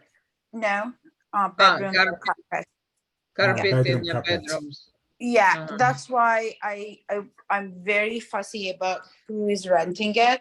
The carpet is white, and it's very important to me that no shoes, no pets, no smokers, no kids. I'm a little bit difficult in that area. Mhm. So only one person, one professional. And then I already told William if I want to rent it one bedroom, I can lock because that sliding door over there for the Mhm. master bedroom area, Mhm. I can lock it, which I did last year. Okay, so Yeah. I close this. It doesn't look bad at all. It looks Mhm. like just a So wall. so that is the master bedroom, right? That's the master bedroom Okay, area. with the If I in-suite. lock it, Mhm. then still it will be like about 700 square feet. This is the whole living Mhm. to them. The kitchen, the bathroom, and that bedroom, which is a corner and there's a view. Okay. All right, And and then this is how I rented one bedroom. Mhm. mhm. And you give them both closets on that side, right? On which side? When you give them one bedroom, there are two closets, right? Inside the bedroom? Yeah, everything will be Mhm. empty. Yeah. Yeah, the closet will be ready for them. I'll move my stuff. I'll move my stuff from this closet, the living room closet. So everything will Mhm. be, the freezer will be empty, the fridge will be empty. Mhm. That's about it. And do you have inventory list? No, I No? never do that, but Yeah. I can if when you find a client and your contract is ready, then we can list the inventory. Yes. Yeah. So most of the furniture will stay then, right? Most of the big furnitures, sofa or table, it is furnished rent, right? It's my own home. Yeah, I know, but is it furnished or unfurnished when you rent? Is Of it course, furnished, yeah, for 3 months. yeah, of course, furnished, right? We So don't which want to means, unfurnished. yeah, What a which question. yeah, so which What do you means think? most of I the put my furniture out and rent it for months and bring it back. okay, got it. Okay, yeah. Mhm. The reason William asking some buyers between buy and sell, which is crazy, but they actually, They some stage and people ask for 3 months unfurnished, some, Mhm. some do. yeah, yeah. But No, it's not our and case, yeah. the sofa is Italian leather. The chairs are Italian leather. Wow. The room is Italian, and the coffee table. They're all high quality furniture I that see. why I want a very high profile renter Okay, that they take care of my furniture. sure. Yeah, Mhm. okay, yeah. So regarding the price for the one bed condo, you're expecting listing price is about 3,500 starting. Well, I was hoping Yeah. if I rented on Craigslist, Mhm. I have listed 3,500 For one Because- bed. Okay. for one bedroom because, and I already have received a few requests, inquiry Mhm. for 3,500. But then if you are bringing a renter with a high profile, I prefer, and then I end up paying 10% to you. So I prefer to rent, I mean, for you to market it a little bit higher. Mhm. So I end up getting to 3,500. So I Okay. don't know how much you want to market it, but I would like to get 3,500. Mhm. In your, okay. Mhm. So you are now currently running advertisement in Craigslist by yourself at Yeah. 3,500. Mhm. Okay. Okay. How about two bedroom then? What is your expected price? Two bed. We already spoke about it with Natalia, didn't we, Natalia? We already, Okay. Yes, we Yeah. have it in authority to list. So for, if you're gonna put yourself advertising and we too important, it's everywhere the same, because otherwise people think it's kind of scam, right? Mhm. Kind of scam. So that's Mm. important to have alignment. Everybody have a same price, right? Otherwise it's I didn't know problem. you would list it on Craigslist. I thought you had a private list of clients. Yes, of course, but doesn't matter. These clients still look at the Craigslist and they still can compare, right? Yeah. So it's consistently all over the internet around what I'm trying to say. Mhm. Yeah. Mhm. So Make- we have couple listings in 833C more for August, which is similar would be for one bedroom things. So we have them at 3980. Yeah. Mhm. So we can put the same or can put 3890, something like that, I would suggest. For what months? 3890, or No, we for start what with month? we talk in August, right? Yes, but Yeah. 3. So 3 months, right? 3980. So it is difficult to rent for that, but it's possible. I rented not on a Airbnb or anything like that. Yeah, you can start working on it at 3890 for 3 months.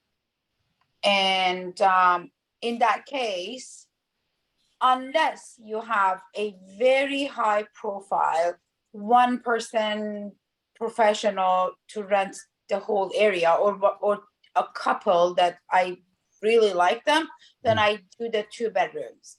Mhm. If not, I prefer to lock the master bedroom because that's my own bed, that's my own shower. Yeah. Yeah, and if I want to rent it to just anybody, I prefer not to. And then Yeah, the only problem, if it's one person or couple, what for they need 2 bedroom, because the second bedroom is bed, right? Is the second bedroom has a queen like size bed, office? Is it have a table with office or no? it does. It does, yeah. So maybe they can use it as an office only, and First, one. some professionals that very high profile, and when they rent, they want to rent a bigger space, and they Yeah. want they don't want to be like cramped in one bedroom Mhm. with desk and everything. They want to have a master bedroom, they want to have a spacious place. That is Yeah. for very high quality, high profile professionals that they move to Vancouver for a short period. That's what I'm looking for. Okay. Mhm. If you have It may work also, for example, it's a couple, but their sister come in for visit and they want to have second bedroom at that time. Maybe it's like that. No, no, you don't want it. It's I don't gonna be a want- problem with the building, yeah? no, I don't Only want two?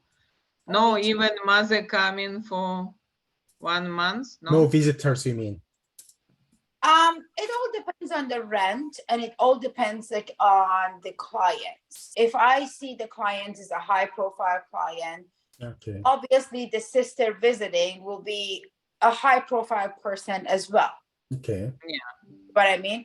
But if it's just like ordinary person and then a cousin is visiting, and no, I'm not gonna do that. Okay. The reason hiring an agency is that if I do that on Craigslist, it's not really easy to look at their profile. So I'm paying 10% commission for you to look at the whole profile and find a decent renter. In that case, I don't mind renting the 2-bedroom if the rent is good and the person is a quality. Mhm. Okay. Otherwise, 1-bedroom. Yes, okay. Okay. Okay. So you can Good. for $38.90, but I don't think you're gonna list it on Craigslist. Yes. Mhm. Okay. And then 2-bedroom, we already spoke about it. If you're wanting to rent it, I don't know how much you are going to do. August and September, summer months are more expensive, right? Mm-hmm. So we put it, Ali, what is it, from 65 to 89, right? Yeah. Mm-hmm. And Okay. anything in between, is that works for you? Yes. Yes. Mm-hmm. Okay. Okay. Mhm. So I leave it to you for the 2 bedrooms, as you can price it based on the quality of the person. The only challenge in the heat I have it with one of my other places, because August and September, it's a high end period, high rent period, summer, but October it's already low, right? So it's maybe difficult for person to willing to pay in October same price. So it could be like 2 months and then 1 month a bit different price. Are you okay with that?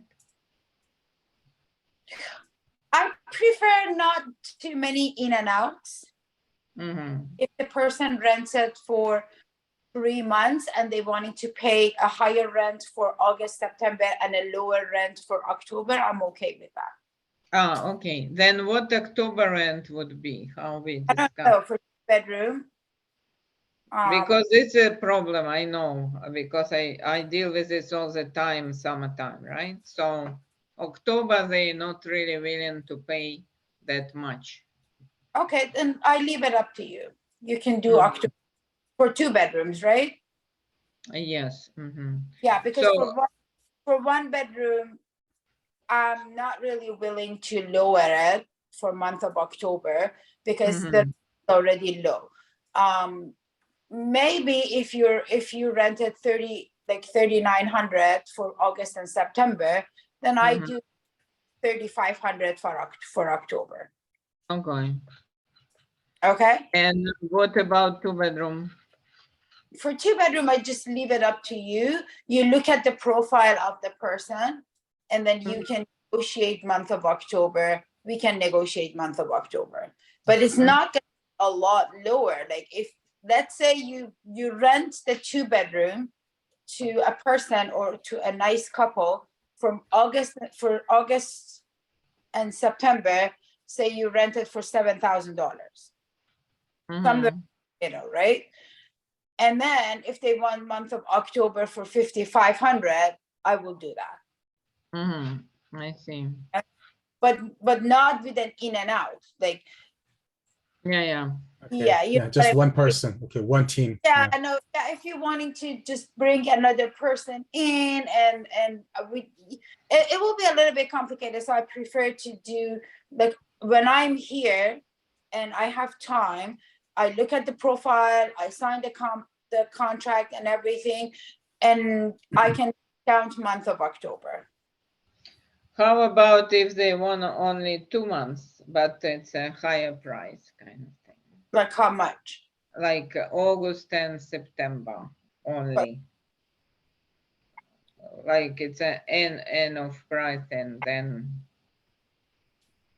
Sure, I can do that. Like if you do 8,500 or something around that, then as long as I get the money that I want, then Mhm.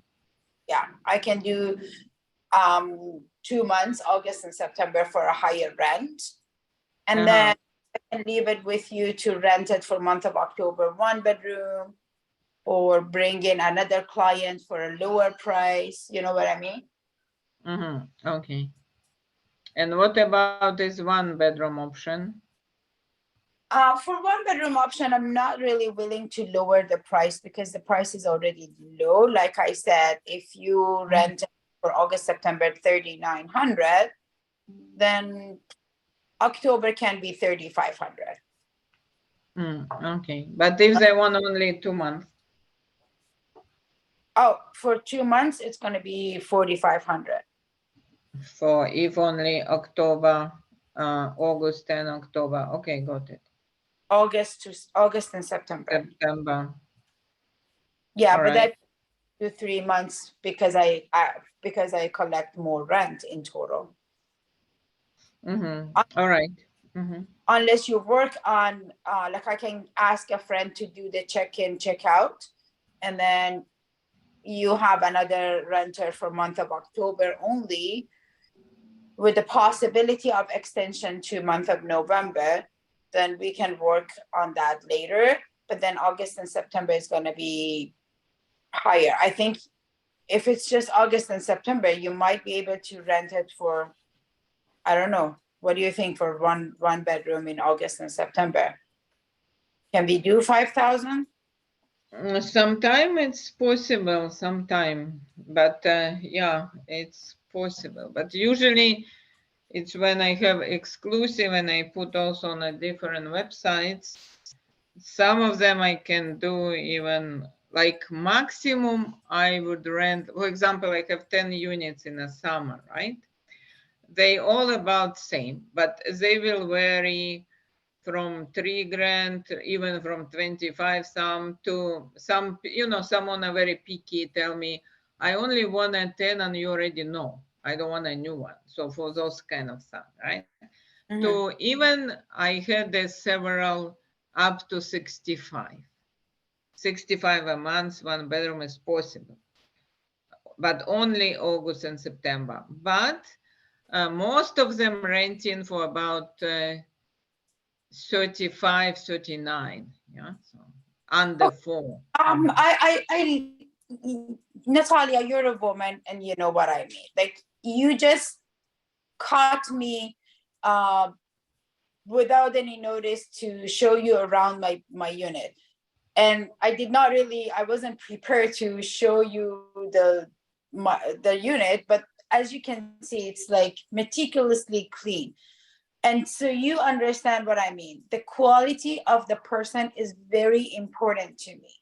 You want a tidy person. Yeah. The person I rented my apartment to in the previous years was just a woman, a single lady around her like 50, 60, who comes every summer to visit her son. A Persian lady, super clean. Like the way that I check her in is exactly the way when she checks out. Super. Yeah. Wow. That's why I really, I gave her a good discount. I gave her a good price because my furniture, my appliances, everything in the unit, it was just almost like nobody used anything. You know what I mean?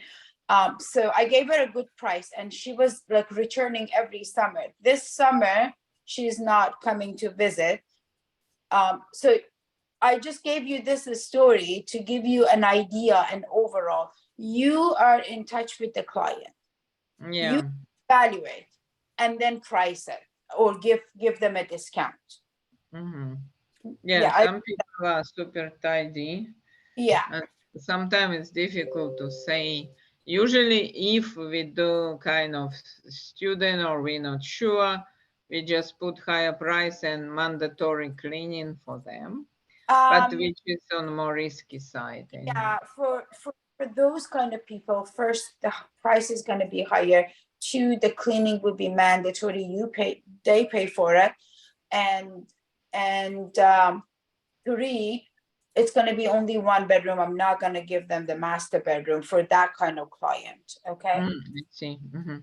Yeah, Okay, only a very super nice client that I will do the master bedroom, otherwise I prefer to do one bedroom. okay. So you wanted to show us your ownership and IDs, right? Oh, The re- yeah, Mhm. for that, you give me one moment, okay?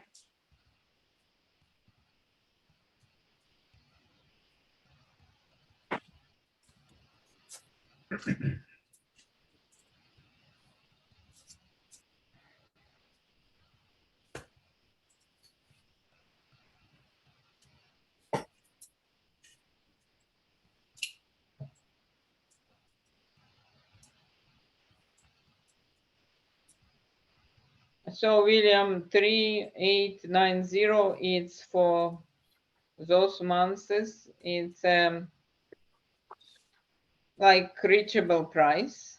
Okay, I would let's say. finish it first, and then we can talk later between. Let me show you the property tax notice or the assessment. This is 2003 assessment. These are all assessments, by the way. Yeah. I own this place from the beginning. From Can you take a look closer? Can you take a closer look? Okay.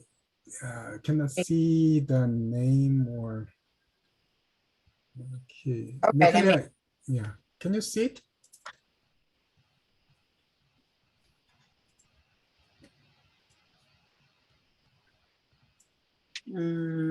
this way.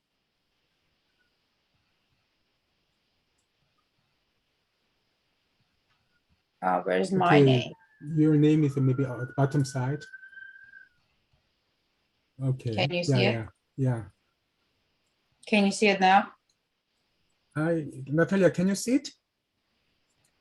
I can see. I can send you a screenshot from this. Oh, Yeah, okay. okay, Yeah, good, that good. Okay, I'll send you a screenshot on WhatsApp. Mhm. Okay. Okay, yeah. And for my ID,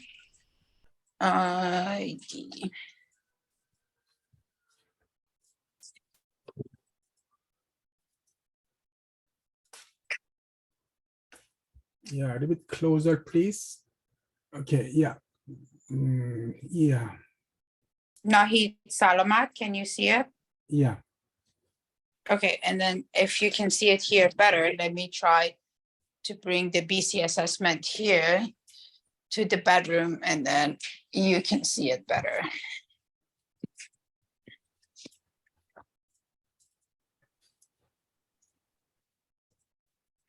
Okay, here. Yeah, the bottom part, please. That top part. Okay, bottom part. A little bit closer. Yeah, okay, go hold on, please. Nice. Okay, yeah. Yeah, I can see it. So I'm the owner. Mhm. But then once that you have the contracts ready, I will definitely send you a copy of my ID, a copy of the BC assessment to keep it in the file for sure. Okay. Okay, Yeah, thank you so much for your cooperation. no worries, no worries.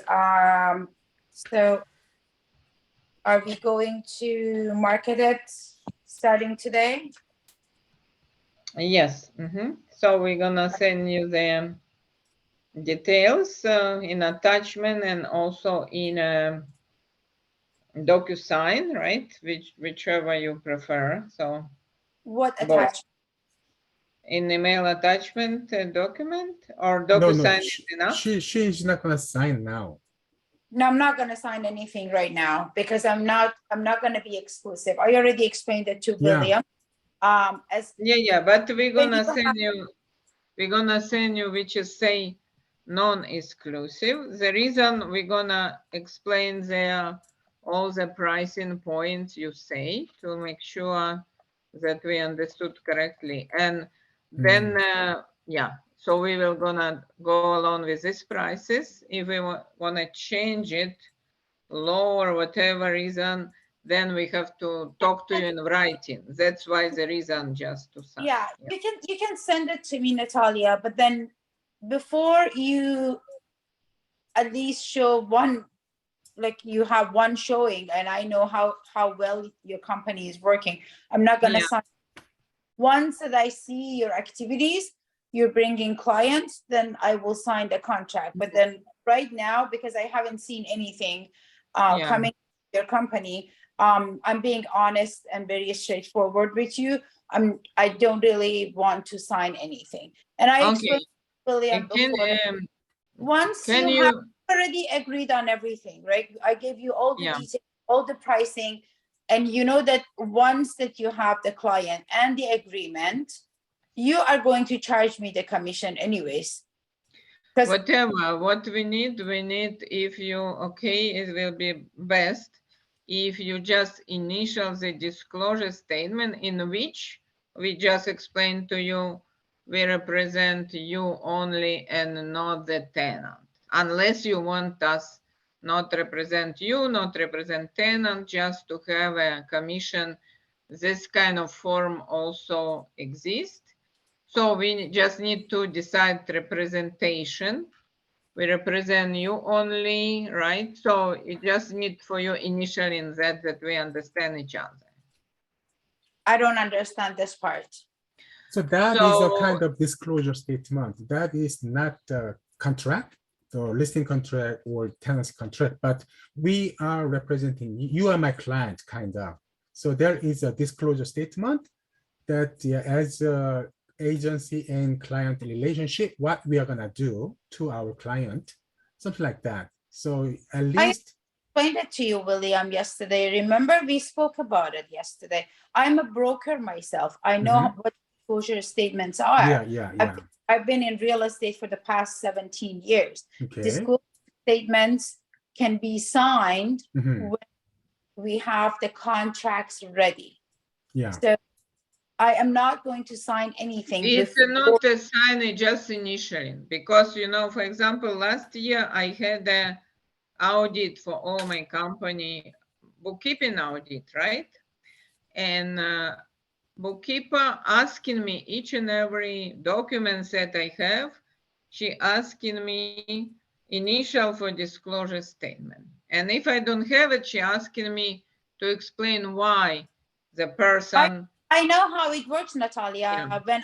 When I work for my client, I have to have the disclosure statements, but then send my client the contract when it's ready with the disclosure statements. At the same time, I get the initial on the disclosure statements from my client, and they sign the contract for me.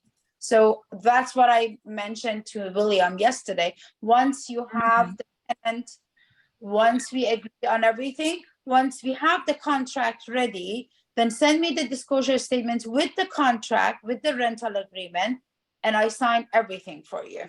And this is like trick to that model. We have it with some clients. And I've been doing this forever.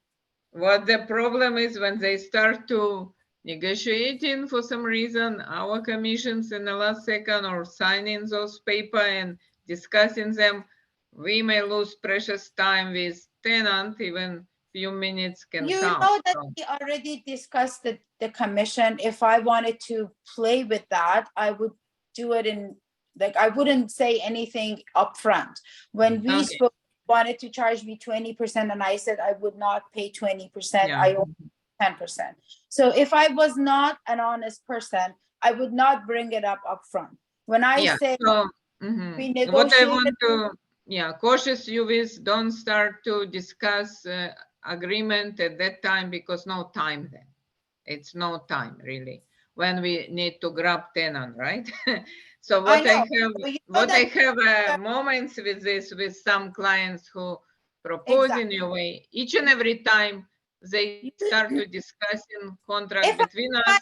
the client is my loss as well, right? So I don't want to lose the client. Once that you have client and the agreement and the contract and everything ready to go, I will sign the disclosure statements. I will sign the contract, commission contract. I will sign the rental agreement, everything at the same time. So you won't miss the So moment. would you examine it prior? Because if you start examining then and have a question, there will be no time. You still need to know the, Yeah, send it to me via email and a Yeah. PDF. I will start looking at it, and then if I feel okay, I might even initial and send it back to you before. But then I don't really want the pressure of like, oh yeah, sign it, sign it, sign it. I'm sure well, you know what I mean, but Yeah. disclosure, it's not about contract, it's just we decide on our relationship, which can be different way. We can represent you only, Yeah. or we can represent tenant only or nobody. So Sorry. if you're okay with one of them, we need to know for sure, I right? will review it, and then once you have the other agreements ready, I'm sure that I already reviewed the disclosure, so no problems with that. I have to go because I have to work. It's almost noon. So you have my email address, send it via email, send the pricings and everything that we negotiated. Mhm. Separate contract, I will look at it, and I will reply to the email. Okay, thank you. Thank you so Thank much. you. Okay, thank you so much. Bye. Bye. Mhm. Thank you, Thank you bye. so much.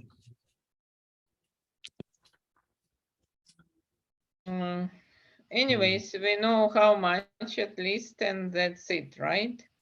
What happened, William, during this period? It's like no inventory. So whatever it is prices, it's maybe have tenants for that, you know. Okay, so I put it everything she say. I gonna put it in a group.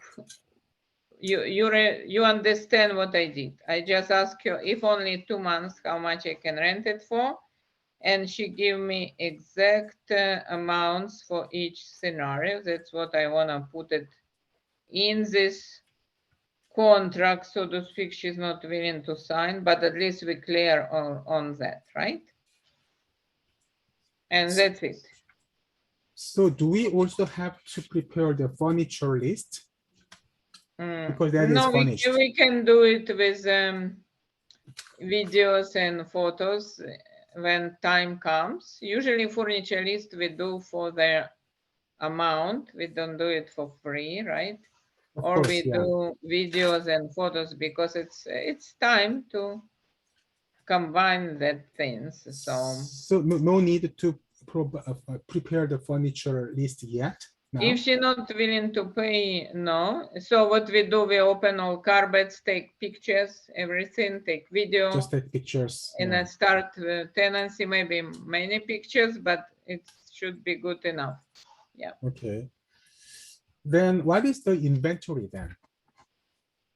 Inventory, it is what it is in a unit. So that is different from furniture, right? Yes, it's like furniture and inventory. And like, also some other small stuffs like a but plate, most people, if they take something, they take small items, right? small items. Yeah, for a plate or glasses, something like that. Spoon, They can. fork.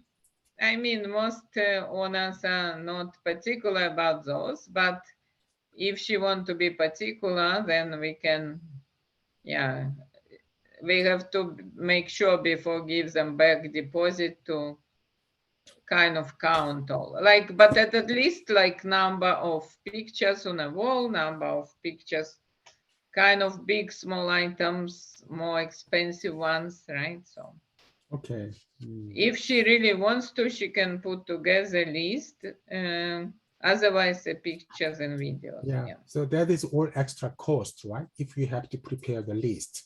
Yes, Alec, what is in our documents list. It's used to be 45. I don't know if it's now. It's Not 98 something. I read it if it's yesterday. enough price now.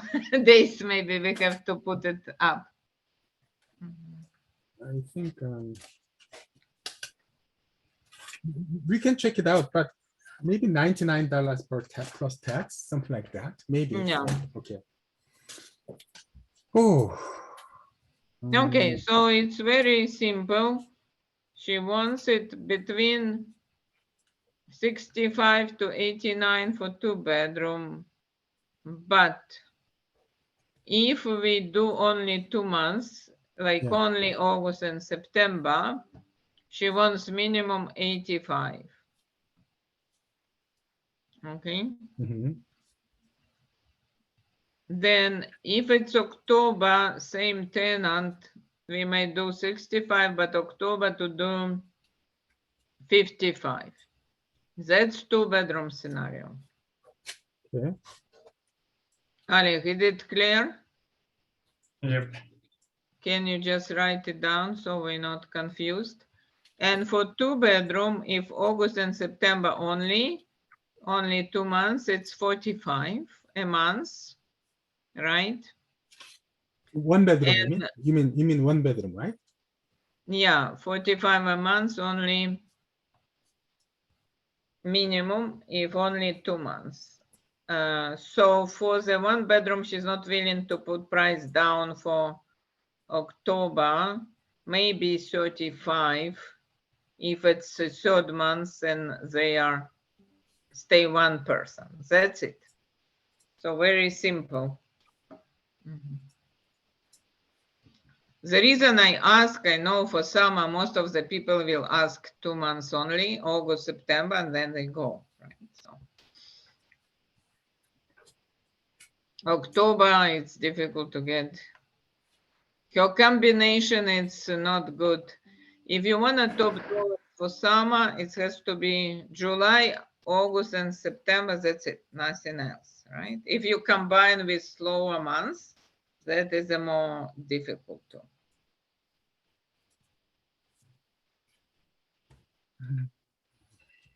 Okay. So don't put on a Craigslist. She doesn't want us to. So now Craigslist not get much anyways. So Alec, make sure Nirash knows, otherwise she get angry. Not to put this one. Then- You mean not put her property on Craigslist in any Yes. scenario? Yeah, she's- Everywhere else okay. Yeah. Everywhere else okay, but Craigslist and not. But Right. you know, this kind of client, Janine is similar to her. She knows exactly how much she wants. She's the same kind of, and I rented to her many times. So at least she knows what she wants, right? So Natalia, so basically the unit is available as of August 1st, right? So Yes. August, September, and October.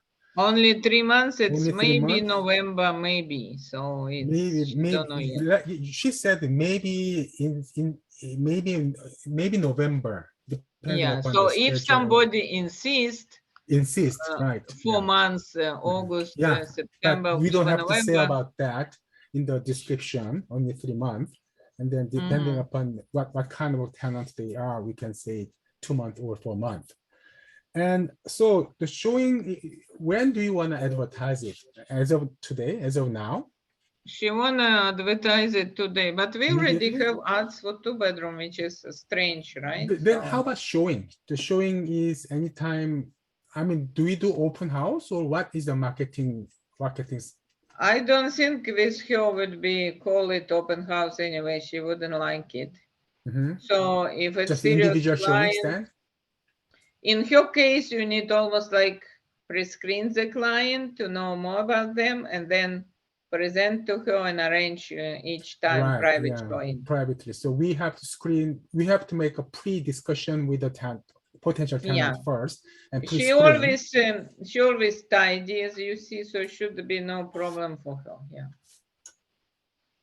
Okay, yeah. So that, because this is my the first experience to have a short-term rent like this, So that's a lot. So the price is all different, you know, 1 bed, 2 bed.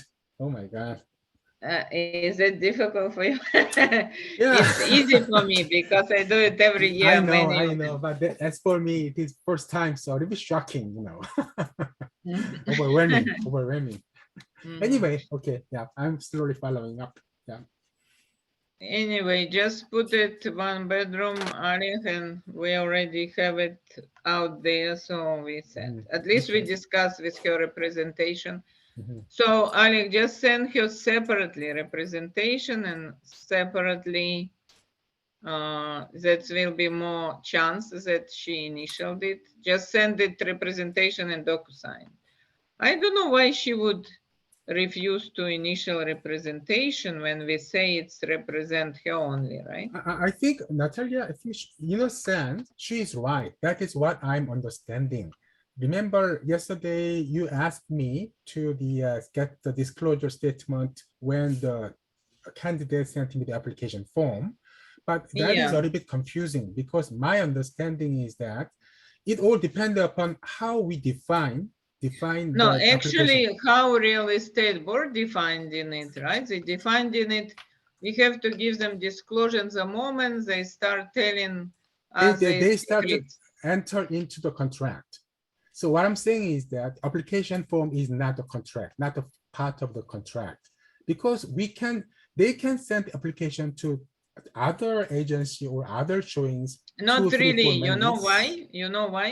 Mhm. Because if they are telling us some private secret information, Mhm. that's the point of There's a point. regulator, right? How they see. I see, I If see. they send out private secret information, they may have not tell us this, then, or another, if they think we are not representing them. I think your definition is more strict, and I understand that makes sense, of course. But Or they may choose to have representation. in general, my understanding is that if the buyer or tenant try to enter into the contract, and then that contract is actual contract, not the application form. That is my understanding. Because you remember, as I told you, I also went through audit, right, with a new regulator, because many few people did yet, because before it was real estate people, now it's a government.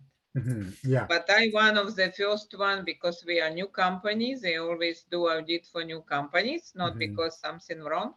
And it was some delay because of our company 4 years, but it was delay because of COVID, right? So that's why audit actually happened last year.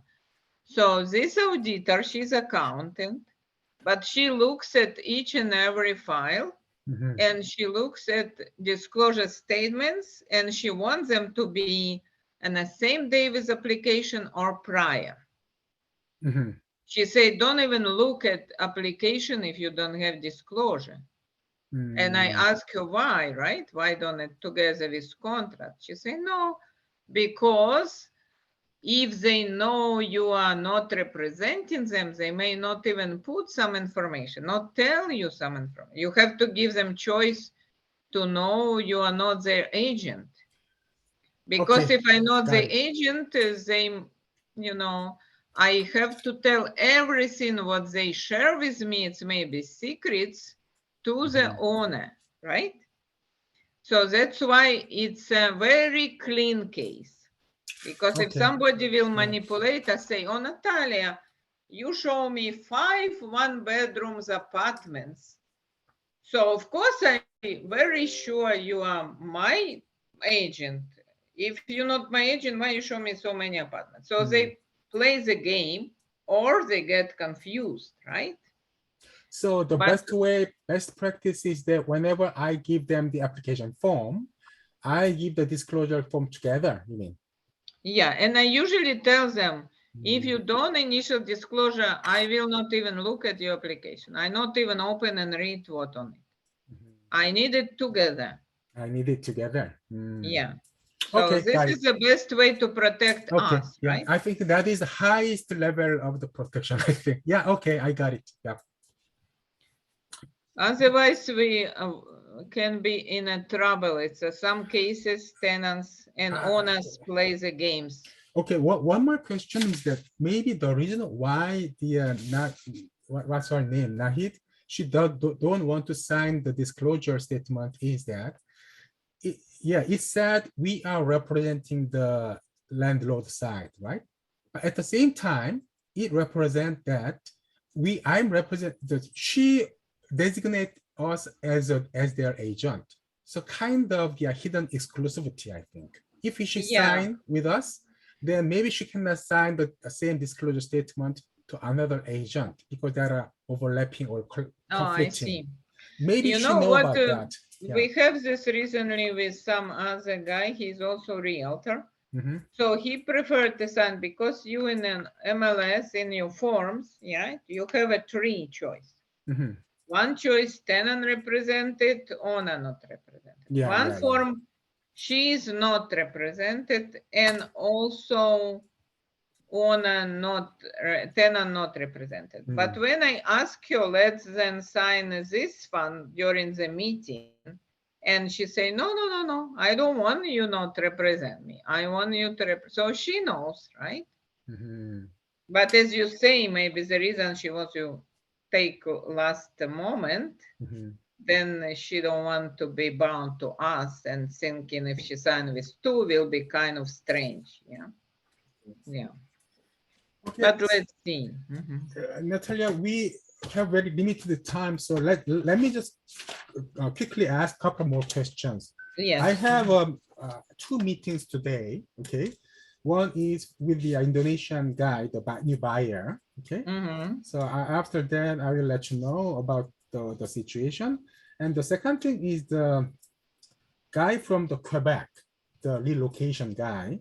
So he sent me the email, and then I'm gonna call him also 1 p.m. after 1 p.m. Okay, good. So the commission you said is about 1 year, no, 1 month or 8%, right? From that tenant On a total rent, right? of the Not total one rent. month, Yeah, 8% of the total rent or 1 month of the rent is the commission, right? And then what else information do I have to get if I have them as a tenant representative, tenant agent? Then maybe I have to get the letter of the employment or letter from the employer, something like that, right? Yeah, you can just ask him to make application and everything, so you have all ready, right? So if you have a owner, you have all package ready to give owner or agent. Yeah. So about the company, introduction of the company, what kind of company, and letter from the employer, something like that. And do you understand about reference check notes, what we do, like how we write them? I don't know. I didn't talk about that. Alex, can you show reference check notes? I saw it. I saw it. You already put Okay. it into the I saw it. Yeah, I know Of it. course, Yeah. sometimes it's no time to write them. We just take owner, landlord, and quickly process the tenant, but we still write them after. Okay. And I tell you why. Because if after 1 year tenant never pay rent, we have to prove how do we check the tenant. Right. So it's Yeah, also insurance for us. Yeah, to protect us. Yeah, I understand. Of course. Yeah, got it. Yeah. Also, especially the picky lady like today, she definitely we have to keep the record of our job, how we did reference check to that high level, high profile tenant, right? I have one time owner was kind of unreasonable, let's say at very least, and she actually complained and accused me of not checking tenant correctly. But when I showed to regulator, I have 25 documents for the tenant. Wow. I even visited tenant in his home before he applied. So they say we never seen anybody check more. It's totally crazy how you check so much. So they found me totally not guilty, right? I see. Okay, got it. And tenant was paying rent on time. She just were difficult. Right? I see. Okay. So for such cases, we always have, and if we have written check not prepared, we're not gonna remember later what Right. people say. And if they see all these details, they know for sure we checked. It's not just, oh, they say good and maybe they never call. So they start question. Okay, got it. Okay. Right? Okay, Natalia, I think that's it today, right? Because I gotta go now also and prepare for the another meetings. Anything else that you wanna share today? Yes, also one more thing, if Yeah. you want us to give more details about your flower shop later, we Mhm, would be happy to. mhm. And Kevin wanted to ask you to make a time, it's nearby, when you can visit his sub-penthouse listing in Coquitlam. He want to show it to you. Which one? Which one? 2-bedroom and 2-bedroom that is 4,750. What is the address, Alec? Malville's. Okay, I will share with you that folder. Okay. So it's actually a good friend of Kevin's parents, the lady owner. And Okay. price is 4,750. If you go to website, to our website, it's there, right? So that is a rent, you mean? It's for rent, yeah. Okay, yeah. It's a sub-one house, very high-end furniture. Mhm. It is a brand new, Okay. and it is our commission is half month, which is half of 4,750, Mhm. and it is large size, 1,100, and huge wraparound balcony. And all furniture, it's not like typical rental, it's more upscale. Mhm. Did everything very nice design, staging, and even bed, they can put it up or down, this kind of bed. So everything higher quality, comes with one parking, and it's close for Kevin lives 5 minutes from it, Mhm. and it's close to you too. Mhm. The only small problem, so to speak, owner and we already determined if we put price 4,500, we have like 3 or 5 people asking. Mhm. But 5,000, nobody, right? Only Okay. maybe party boy, spoil, rich guy. Okay. So at minimum, we were able to push down to 4,750. Mhm. It's a little bit overpriced, Mhm. but it's something we already can work with, right? Mhm. Mhm. Minimum 1 year small pet or pet she may consider for right candidate. Mhm. So owner lives on the same floor actually. She lives in a 3-bedroom. Mhm. And she have another similar 3 units coming. So it's good to Mhm. rent it for her. So it's a bit difficult, but not impossible. Yeah. Okay. And can I ask you questions? You take some pictures and videos of Langley, right? Where? You did? Langley. Oh on yeah, I Sunday. took some picture and video. Yeah. Can you just post it in a group on a WhatsApp so we have On more? WhatsApp. Okay. Yeah. I just did a little bit quickly because you already have pictures and video already, right? So I Yeah, added some that's fine. extra. Yeah. I just okay. I will upload it later. Yeah. Yeah, so this one is at some point Kevin want you, if he have nobody, he wants Mhm. to still entertain owner, so owner get worried. So he want to show it to you only in that case Mhm. for Okay. your potential clients. Yeah, but it's a good unit. It's good unit. And now July is coming, so it should be possible to rent. Mhm. And for those 2 people you send in to Kevin, if you can also send me name, number, and email of them, would be great. Yeah, so we can follow up. Yeah. Yes. Yeah. Alec, can you check all leads? Kevin showing 2:30 to make sure you not miss anyone that want to view. Yeah, I know. Yep. Need it now. And for replies for Niraj too. Okay. And now we have too many things, William. But I will tell you maybe, I don't know, next week, maybe Tuesday, or maybe this week later. We have one apartment Mhm, where owner considering to sell. mhm. So we don't want it to be like he tell us he already put it in the market with somebody else, Mhm, right? mhm, mhm. We want it a bit pro-market, proactive.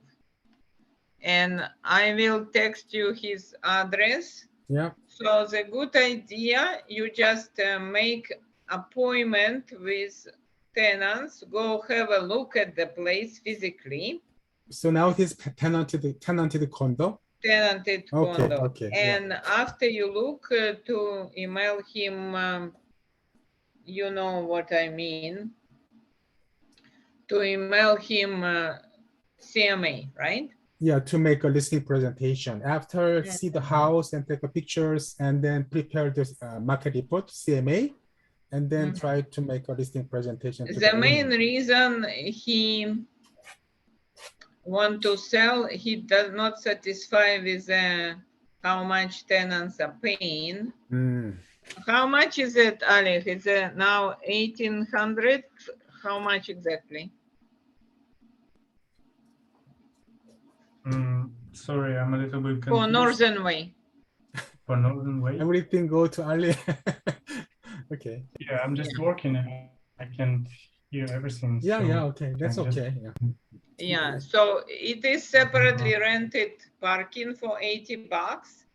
And it's used to be 1,800. Now it's a little bit more because we increased recently the price. Mhm. But So- this Yeah, kind of yeah, unit furnished, all inclusive. We So used Ali, to, if you have any information, also please share the folder with me. Okay. yes, just share a folder and you can see everything there. Yeah. So you can just call tenant and say, William, now owner interviewing Yeah. realtors for sale, and Wanna take a they look? know that, right? Mhm, So one realtor already went to look Alicia, which I sent prior you joining us, Mhm, mhm. Russian girl. Yeah. So now you're gonna be coming to look. Okay. Yeah. So then we report to owner. Yeah. Owner actually, if as a result of these activities, tenant will run away, which is unlikely, owner prefer maybe to keep it and rent it higher. But if they keep staying, he prefer to sell perhaps because he's thinking it's not good use of his money. So Natalia, is it now month-to-month basis or fixed term basis, the tenant? Do you know? I believe 99% it's month to month, but best to just double check in a folder. Yeah, Okay, okay, got it. Yeah.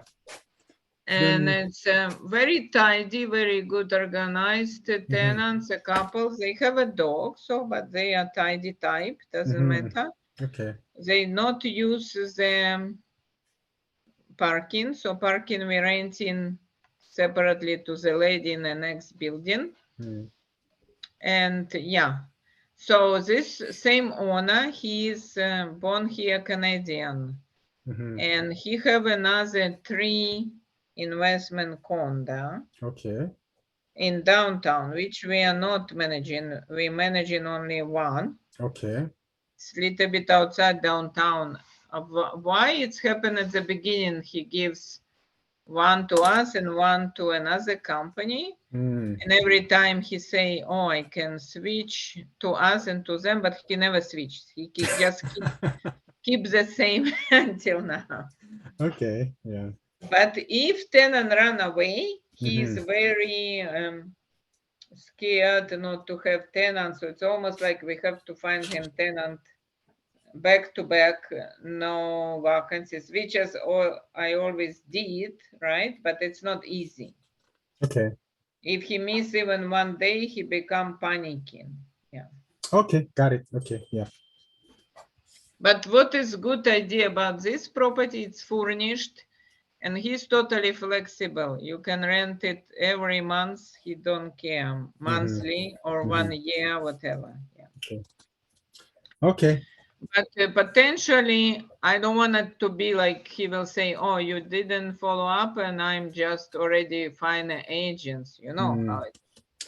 So best we present it to him since he want to I sell. think, Natasha, if that is the case, I think we'd better confirm or talk with the owner first. So get the permission that the I William. already did, and he asked me to go Oh, ahead okay, for okay, okay. Realtor to come Yeah, and okay, look. yeah, that's what I'm saying. If the owner said, "Oh, sorry, we already hired another realtor," then Yeah. we don't have to go there. So once you have a look and you put CMA, he knows you're serious, that you Yeah. went there physically and you Of look course, at it. of That's course, what yeah. you're proposing. I mean, if You the chance is still open, of course, I'm willing to visit the house and take a look at the house. Yeah, the good news for us and good and bad, he not really wants to sell it, but he scared if this tenant decide to stay there forever, he doesn't want it like that, right? He want to hire maybe 2,500, 28, and he missing 1,000. Yeah. So this is very good. I feel it's very possible that we list with him. Okay, got it. Yeah. And if tenant run away because we keep going there and putting for sale, we still get another rentals. Tenant. Yeah, At least, of course. Yeah. Okay, got it. We have good pictures and videos of it, professional, so you don't need to spend money on it. Yeah. So just let me share the address and the phone number of the tenant. Then, and also if the Ali share the folder, then I will take a look at the documentation there, and then I will call tenant sooner or later. Okay, Natalia, anything else? So yeah, that's all. Okay, that's so all. This is a good potential for us. We should not miss it, right? And a good potential owner, if he likes you, maybe he sell one of other 3 of his property. You can discuss portfolio and see which one is better to sell. Sure. Yeah. He don't want to sell everything. Yeah. Okay, wonderful. Okay, thank you so much for your long-term, meeting. Yeah, sorry, it's a little bit strange today, but usually I invite people to jump in on our meetings on Tuesdays, and today 2 people did, so it wasn't that, but it was fun anyways, right? Okay, yeah. It was interesting. Okay. So okay, Natalia, okay, just keep in touch then. I will we can talk later then. Okay. Sure, yeah. Okay. Just Thank let you. me know if you need anything, but other than that, you're totally capable to handle everything. And okay, yeah, thank good. you. Okay, see you. Okay, bye.